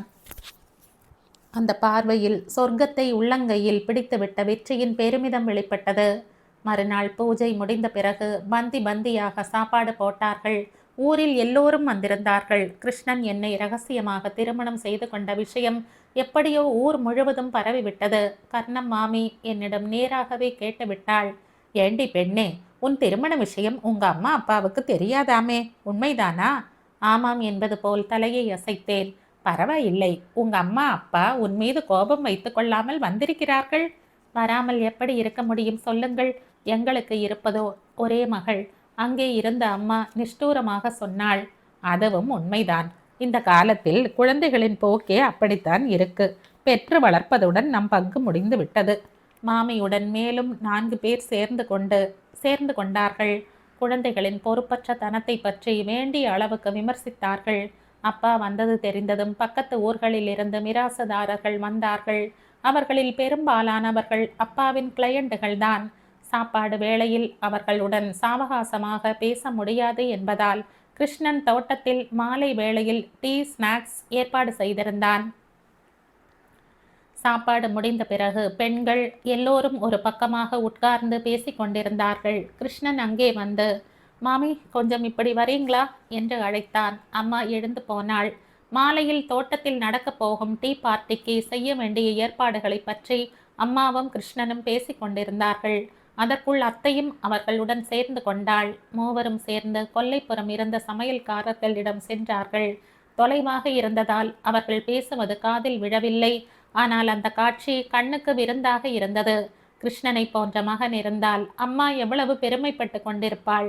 என்னைக்கு இருந்தாலும் சரி, அம்மா கிருஷ்ணனிடம் மகனை காண வேண்டும். தனக்கு மகன் இல்லையே என்று அம்மா ஒரு நாளும் வருத்தப்படக்கூடாது. அந்த குறையை கிருஷ்ணன் தீர்த்து வைப்பான் என்ற நம்பிக்கை எனக்கு இருந்தது. மாலை மணி 6 ஆகும்போது எல்லோரும் தோட்டத்துக்கு கிளம்பினோம். புடவையை மாற்றிக்கொள்வதற்கு முன்னால் அம்மாவிடம் வலிய சென்று, மம்மி எந்த புடவையை கட்டி கொள்ளட்டும் என்று கேட்டேன். என்னிடம் கேட்பானேன், அதான் சங்கிலியை அறுத்து கொண்டு வந்து விட்டாயே, உன் இஷ்டம் வந்தது போல் செய்து கொள் வெடுக்கென்று சொன்னாள். அந்த பேச்சில் இருந்த கடுமைக்கு என் மனம் காயப்பட்டது. மறுபேச்சு பேசாமல் அங்கிருந்து நகர்ந்து விட்டேன். அந்த நிமிடம் முதல் என் ஆடை அலங்கார விஷயத்தில் யாரிடமும் அறிவுரை கேட்டுக்கொள்ளக்கூடாது என்று முடிவு செய்தேன். பெட்டியை திறந்து பார்த்தேன். வெள்ளை நிற ஃபாரின் ஜார்ஜெட் புடவை எடுத்து உடுத்தினேன். வேண்டுமென்றே நகைகளை தவிர்த்து விட்டேன். நான் கிளம்புவதற்கு தாமதமாகி விட்டதால் அம்மா, அப்பா, சாரதி மற்றவர்கள் தோட்டத்துக்கு முன்னாடியே போய்விட்டார்கள். ராஜி, நான் மற்றும் என் வயதை ஒத்த சிலரும் சேர்ந்து கிளம்பினோம். வீட்டில் வேலை இருந்ததால் தான் வரப்போவதில்லை என்று அத்தை சொல்லிவிட்டாள். நாங்கள் போய் சேரும்போது அம்மா, அப்பா, சாரதி, கிருஷ்ணன் தோட்டத்தை சுற்றி பார்த்து கொண்டிருந்தார்கள். தோட்டத்தின் நடுவில் மேஜை நாற்காலிகள் போடப்பட்டிருந்தன. இருட்டி விட்டதால் சாமிக்கண்ணு பெட்ரோமாக்ஸ் விளக்குகளை கொண்டு வந்து வைத்தான். எல்லோரும் அமர்ந்து கொண்டு பேசிக் கொண்டிருந்தோம். சாரதி உரிமையுடன் என் பக்கத்தில் வந்து அமர்ந்து கொண்டு, கங்க்ராச்சுலேஷன்ஸ் மீனா, உன் கணவன் இவ்வளவு திறமைசாலியாக இருப்பான் என்று நான் நினைக்கவில்லை. இந்த அமைதியான சூழ்நிலையை பார்க்கும்போது எனக்கும் இங்கே சின்ன வீடும் கொஞ்சம் நிலமும் வாங்கி போட்டால் நன்றாக இருக்கும் என்று தோன்றுகிறது. பட்டணத்து பிஸி வாழ்க்கையில் களைத்து போன போது இங்கே வந்து 4 நாட்கள் தங்கினால் புத்துணர்ச்சி கிடைக்கும் என்றான். பழைய விஷயங்களை எதுவும் மனதில் வைத்து கொள்ளாமல் அவன் இப்படி உரிமையுடன் பேசியது எனக்கு சந்தோஷமாக இருந்தது. பார்ட்டி நடுவில் அம்மா கிராமத்து பெரியவர்களிடம், இந்த ஊரில் எல்லோருக்கும் இவ்வளவு செல்வாக்கு, பண வசதி இருந்தும் ஊர் இவ்வளவு மோசமான நிலைமையில் இருப்பது கொஞ்சம் கூட நன்றாக இல்லை. நல்ல சாலைகள், விளக்குகள் இல்லை. எல்லோரும் என்னதான் செய்றீங்க என்று கேட்டுவிட்டாள். முயற்சி செய்து கொண்டுதான் இருக்கிறோம் என்றும், சொந்த வேலைகள் இருப்பதால் பொது வேலையை கவனிக்க முடியவில்லை என்றும் விளக்கம் சொன்னார்கள். அடுத்த முறை தீவிரமாக முயற்சி செய்ய சொல்லியும் தானும் ஒத்துழைப்பு தருவதாகவும் அப்பா சொன்னார். நேரமாகிவிட்டதால் வந்தவர்கள் எல்லோரும் அப்பா, அம்மாவிடம் விடை பெற்று கொண்டு கிளம்பினார்கள். சாரதியும் அம்மாவும் தொலைவில் நின்று ஏதோ பேசிக் கொண்டிருந்தார்கள். அப்பா என் பக்கத்தில் வந்து அமர்ந்து கொண்டே, கண்ணம்மா, இத்தனை வருடங்கள் கழித்து உன் தயவால் கிருஷ்ணவேணியின் கணவன் என்று இல்லாமல் லாயர் ஆனந்தனாக ஒரு நாளாவது அடையாளம் கண்டு கொள்ளப்பட்டேன் என்றார். அப்பாவின் பக்கம் பார்த்தேன். முறுவலுடன், நிர்மலமாக இருந்த அந்த முகத்தை பார்த்ததும் என் மனம் பித்ரு பக்தியால் நிறைந்துவிட்டது. நான் விரும்பியதை சாதித்து விட்டேன் என்ற திருப்தியும் மகிழ்ச்சியும் ஏற்பட்டன. அங்கே எல்லோரும், முக்கியமாக அம்மா இருக்கிறாள் என்ற சங்கோஜம் என்னை பின்வாங்க செய்தது. இல்லாவிட்டால் உடனே குனிந்த அப்பாவின் கால்களை தொட்டு கண்ணில் ஒற்றி கொண்டிருப்பேன். தொலைவில் இருந்த அம்மா ராஜையை அழைத்து ஏதோ சொன்னாள். ராஜை எங்க அருகில் வந்து, மாமா வீட்டுக்கு கிளம்பலாமா என்று மாமி கேட்க சொன்னாள் என்றாள். நானும் வருகிறேன் என்றேன். அண்ணன் இருக்க சொன்னான். உன்னிடம் ஏதோ பேச வேண்டுமாம். நீங்க இருவரும் சேர்ந்து அப்புறமா வாங்க. ராஜை குறும்புடன் சிரித்துவிட்டு போய்விட்டாள். எல்லோரும் போய்விட்டார்கள். அம்மா என்னிடம் போய் வருகிறேன் என்று கூட சொல்லவில்லை. சாமி கண்ணவும் இன்னும் சில ஆட்களும் சேர்ந்து மேஜை நாற்காலிகளை அப்புறப்படுத்தி கொண்டிருந்தார்கள். நான் எழுந்து போய் திண்ணையின் மீது அமர்ந்து கொண்டேன். பெட்ரோமாக்ஸ் விளக்குகளில் ஒன்றை மட்டும் வைத்துவிட்டு மற்றதை எடுத்து விட்டார்கள். அந்த விளக்கையும் எடுத்துவிட சொன்னேன். பௌர்ணமி கழிந்த 3வது நாள் என்பதால் நிலவின் வெளிச்சம் தோட்டத்தில் பரவி கொண்டிருந்தது. அந்த விளக்கையும் எடுத்துவிட்டால் தவிர நிலவின் அழகு தெரியாது என்று தோன்றியது. சாமிக்கண்ணு எல்லாவற்றையும் ஒழுங்குபடுத்திவிட்டு போய்விட்டான். நான் தோட்டத்தை கண்ணாலேயே பார்வையிட்டு கொண்டிருந்தேன். அம்மா மற்றவர்களை வழி அனுப்ப சென்ற கிருஷ்ணன் இன்னும் திரும்பி வரவில்லை. தோட்டத்தில் ஒவ்வொரு மரமும் இலையும் என்னை அன்புடன் குசலம் விசாரிப்பது போல் தோன்றியது. உண்மையை சொல்லணும் என்றால் கிருஷ்ணனின் குணாதிசயத்தை எனக்கு புரிய வைத்ததே இந்த தோட்டம்தான். நாங்கள் இருவரும் நெருங்கியதற்கும் இந்த தோட்டம்தான் காரணம். இந்த தோட்டம் கிருஷ்ணனுக்கு இல்லாமல் போய்விடுமோ என்று நான் பயந்தது. அப்பா கிருஷ்ணன் பெயரில் தோட்டத்தை பதிவு செய்துவிட்டு தஸ்தாவேஜுக்களை காட்டிய போது நான் அடைந்த சந்தோஷம் எல்லாம் நினைவுக்கு வந்தன. மெலட்டூருக்கு வந்தது முதல் நடந்த நிகழ்ச்சிகள் என் கண் முன்னால் வேகமாக சுழன்றன. அன்று சுந்தரி அப்படி கோபித்து கொண்டு போகவில்லை என்றால், புருஷோத்தமன் ராஜையின் திருமணத்தை தடுத்து நிறுத்தி இருக்காவிட்டால் நிலைமை வேறு விதமாக மாறி இருக்குமோ? என்ன யோசனையில் மூழ்கிவிட்டாயா? கிருஷ்ணனின் குரல் கேட்டு திடுக்கிட்டேன். கிருஷ்ணன் வந்து என் பக்கத்தில் அமர்ந்து கொண்டான்.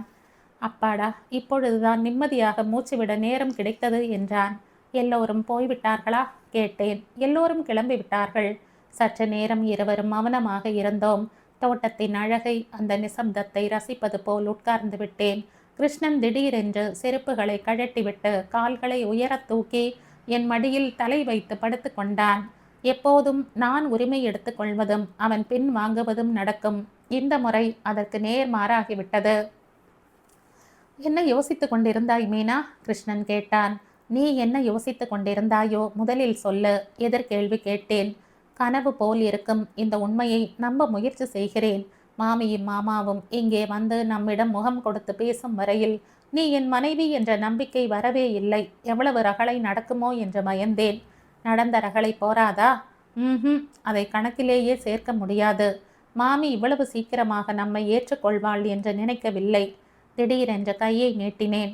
நீ எனக்கு ஒரு வாக்கு கொடுக்கணும். அம்மா என்ன சொன்னாலும் என்ன செய்தாலும் நீ பொறுமையுடன் மன்னிக்கணும். அம்மாவுக்கு மகன் இல்லாத குறையை நீ தீர்க்க வேண்டும். இது என்னுடைய வேண்டுகோள். மீனா, மாமி எனக்கு வாய்ப்பு தரணுமே ஒழிய அதைவிட சந்தோஷம் எனக்கு வேறு என்ன இருக்க முடியும்?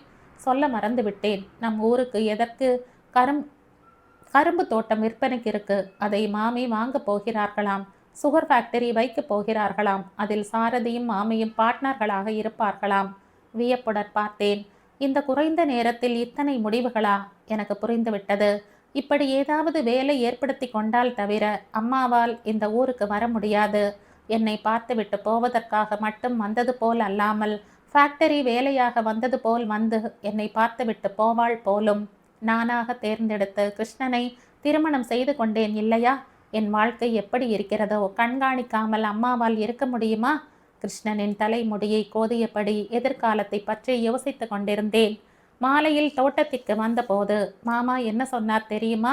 நான் உன்னை என்னுடன் அழைத்து வந்து விட்டதற்கு பதிலாக ராஜையை அவர்களுடன் அனுப்பி வைக்கணுமாம். அவளுடைய திருமணத்தை அவர்களே செய்வார்களாம். இது மாமியின் யோசனையாம். கிருஷ்ணன் சொன்னான். உண்மையாகவா? நீ என்ன பதில் சொன்னாய்? ஆர்வத்துடன் கேட்டேன். உன்னிடம்தான் கேட்கணும் என்று சொன்னேன். ஏன் அப்படி சொன்னாய்? உடனே ஒப்புக்கொண்டிருக்கலாம் இல்லையா? அதைவிட நமக்கு வேறு என்ன வேண்டும்? ஆனால் ராஜியின் திருமணத்தை நம் கையால் நடத்தணும் என்று பேசிக்கொண்டோம் இல்லையா? அம்மா அப்பாவானால் மட்டும் என்ன? அது இன்னும் நல்ல விஷயம் இல்லையா? அதிலும் முக்கியமாக அம்மா கேட்டபோது உன் அபிப்பிராயம் இப்படி இருக்கும் என்று நினைக்கவில்லை. மாட்டேன்னு சொன்னால் நன்றாக இருக்காது என்று உன்னிடம் கேட்கணும்னு சொன்னேன். மடியில் இருந்து எழுந்து கொள்ளப் போனான். தோள்களை அழுத்தி எழுந்து கொள்ளாமல் தடுத்தேன். என் மீது கோபமா? உன் மீதா? அவன் பார்வை என் மீது நிலைத்தது. இப்போதே கேட்டு தெரிந்து கொள்கிறேன். எதிர்காலத்தில் உனக்கு என் மீது கோபம் வந்தால் என்ன செய்யணுமோ சொல்லு. அந்த சமயத்தில் எதுவும் சொல்லாமல் சற்று நேரம் மௌனமாக இரு.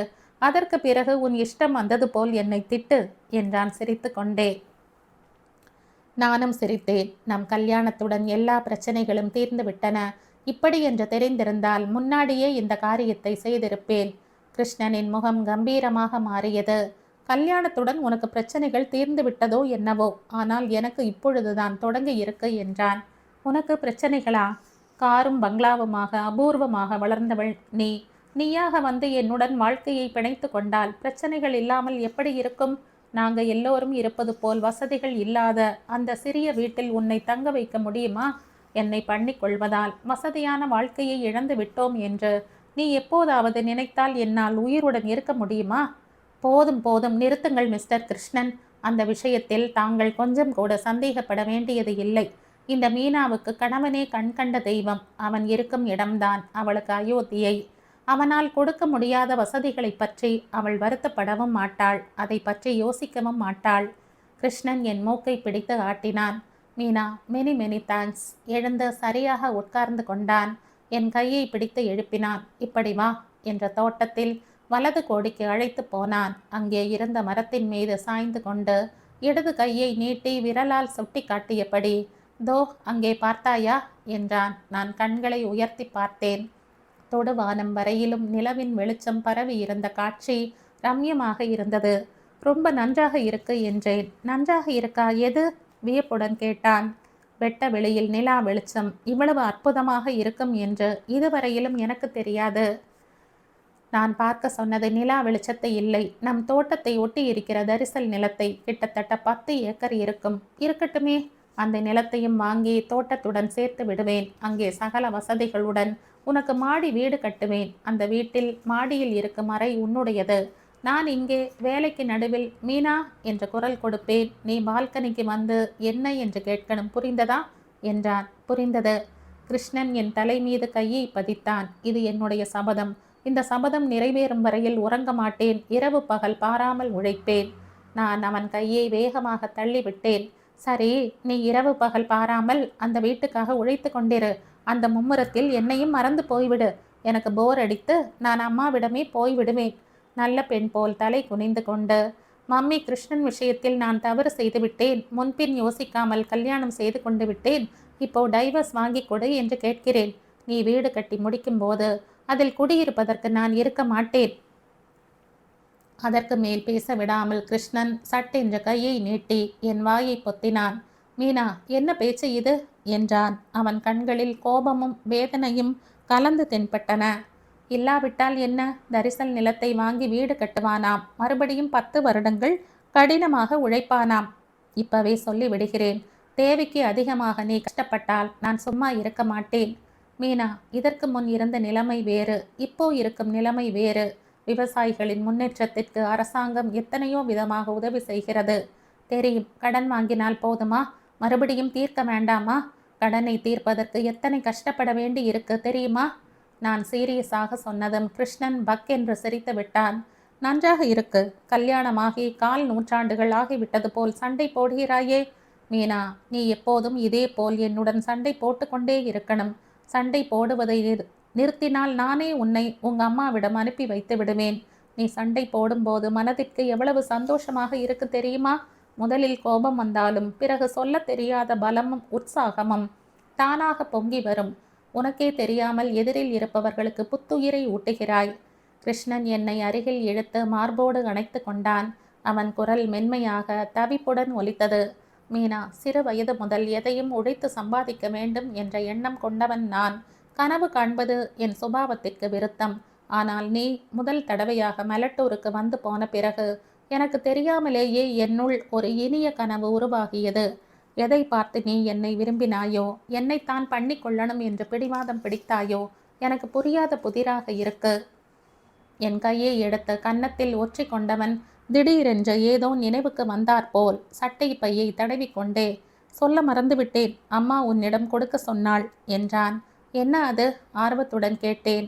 கிருஷ்ணன் சட்டை பையில் இருந்து ஜோடி வளையலை எடுத்து என்னிடம் தந்து கொண்டே, அம்மா இன்று இரவு இதை உன்னிடம் தர சொன்னாள். நேரம் இல்லாததால் புதிதாக வாங்க முடியவில்லையாம். பிறகு இதை மாற்றிவிட்டு உனக்கு பிடித்த மோஸ்தரில் வாங்கி கொள்ள சொன்னாள். கிருஷ்ணன் என் கையை பிடித்து வளையலை அணிவிக்க தொடங்கினான். இப்போ எனக்கு எதுக்கு வளையல்? தடுக்க போனேன். ஆனால் அவன் காதில் வாங்கவில்லை. எனக்கு என்ன தெரியும்? அம்மா கொடுக்க சொன்னால் கொடுத்தேன். இன்று இரவே எதற்காக தர வேண்டுமாம்? என்ன ஸ்பெஷல் இன்னைக்கு? கிருஷ்ணன் என் பக்கம் பார்த்தான். உனக்கு தெரியாதது எனக்கு மட்டும் என்ன தெரிய போகிறது? அப்பாவியாக நடிக்கணும் என்று அவன் நினைத்தாலும் அந்த கண்களில் குறும்புத்தனம் கொப்பளித்து கொண்டிருந்தது. கிருஷ்ணன் என்னிடம் பேசணும் என்றும் எல்லோருடனும் போக வேண்டாம் என்றும் சொன்னது இதற்காகத்தானா? வளையல் அணிவித்து முடித்த பிறகு இனி வீட்டுக்கு கிளம்புவோமா என்றேன். கிருஷ்ணன் என்னை வித்தியாசமாக பார்த்தான். நேரமாகிவிட்டது. வீட்டில் அத்தை மற்றவர்கள் ஏதாவது நினைத்து கொள்வார்களோ என்னவோ முணுமுணுப்பது போல் சொன்னேன். கிருஷ்ணன் என் பேச்சை காதில் வாங்காதது போல, ரொம்ப தாகமாக இருக்கு, குடிக்க தண்ணீர் இருக்கிறதா பாரு என்றான். அங்கே இருக்குமோ என்னவோ, பார்த்துவிட்டு வருகிறேன். தொலைவில் தோட்டத்தின் நடுவில் இருந்த வீட்டை சுட்டி காட்டினேன். ஏற்கனவே கீற்று கொட்டகையாக இருந்ததை கிருஷ்ணன் சமீபத்தில் ஓட்டு வீடாக மாற்றி இருந்தான். ஓட்டு வீட்டை நெருங்கி வெறுமே சாத்தியிருந்த கதவுகளை திறந்து உள்ளே அடியெடுத்து வைத்தவள் மந்திரத்திற்கு கட்டுப்பட்டவள் போல் கண் இமைக்கவும் மறந்து போனவளாக அப்படியே நின்று விட்டேன். அந்த அறை புதுமண தம்பதிகளின் முதல் சந்திப்புக்காக சிறப்பாக அலங்கரிக்கப்பட்டிருந்தது. பூக்களால் அலங்கரிக்கப்பட்ட கட்டில், புத்தம் புது படுக்கை விரிப்பு, அறையின் மூலையில் ஸ்டூல் மீது எரிந்து கொண்டிருக்கும் குத்து விளக்கு. அண்ணன் உன்னிடம் பேச வேண்டுமாம் என்று ராஜி சொன்னதில் இருந்த பொருள், அம்மா இன்று இரவு உன்னிடம் வளையல் தர சொன்னாள் என்ற கிருஷ்ணன் சொன்னதில் மறைந்திருந்த அர்த்தம் எனக்கு விளங்கியது. என் கன்னத்தில் சூடாக ரத்தம் பாய்ந்தது. அடியெடுத்து வைக்கவோ பின்னால் திரும்பி போகவோ சக்தியற்றவள் போல் பதுமையாக அதே இடத்தில் நின்றுவிட்டேன். சற்று நேரம் கழித்து எனக்கு பின்னால் காலடி சத்தம் கேட்டது. என்னால் திரும்பி பார்க்க முடியவில்லை. மீனா. கிருஷ்ணன் நெருங்கி வந்து மென்மையான குரலில் மதுரமாக அழைத்தான். பக்கவாட்டில் திரும்பினேன். விழிகளை உயர்த்தி அவனை பார்க்க வேண்டும் என்று நினைத்தேன். அதுவும் சாத்தியப்படவில்லை. அவன் கைகள் என் தோள்கள் மீது படிந்தன. சட்டென்று அவன் மார்பில் முகத்தை புதைத்து கொண்டேன். அவன் இதழ்கள் என் வகிட்டில் மென்மையாக பதிந்தன. மீனா. இரண்டாவது முறை அழைத்தான். அது வெறும் அழைப்பாக இல்லை. மீனா என்ற அந்த 2 எழுத்துக்களில் அவனுடைய எதிர்காலமே அடங்கி இருப்பது போல், சொர்க்கத்தை எட்டிவிட்டது போல் அவன் குரல் ஒலித்தது. தோட்டத்தின் ஒவ்வொரு மரத்தில் இருந்தும் கிளையில் இருந்தும் மீனா மீனா என்று அவன் குரல் எதிரொலிப்பது போல் தோன்றியது. உள்ளத்தாலும் உடலாலும் அந்த அழைப்பில் கரைந்து போய் கொண்டிருப்பது போல் அவன் அணைப்பில் என்னையே நான் மறந்துவிட்டேன். இதோடு இந்த கதை முடியுது. இந்த கதை உங்களுக்கு பிடிச்சிருந்தா லைக் பண்ணுங்கள், ஷேர் பண்ணுங்கள், சப்ஸ்கிரைப் பண்ணுங்கள். மற்றும் ஒரு இன்ட்ரெஸ்டிங்கான கதையோட அடுத்த வீடியோவில் சந்திப்போம். பாய். தேங்க்யூ.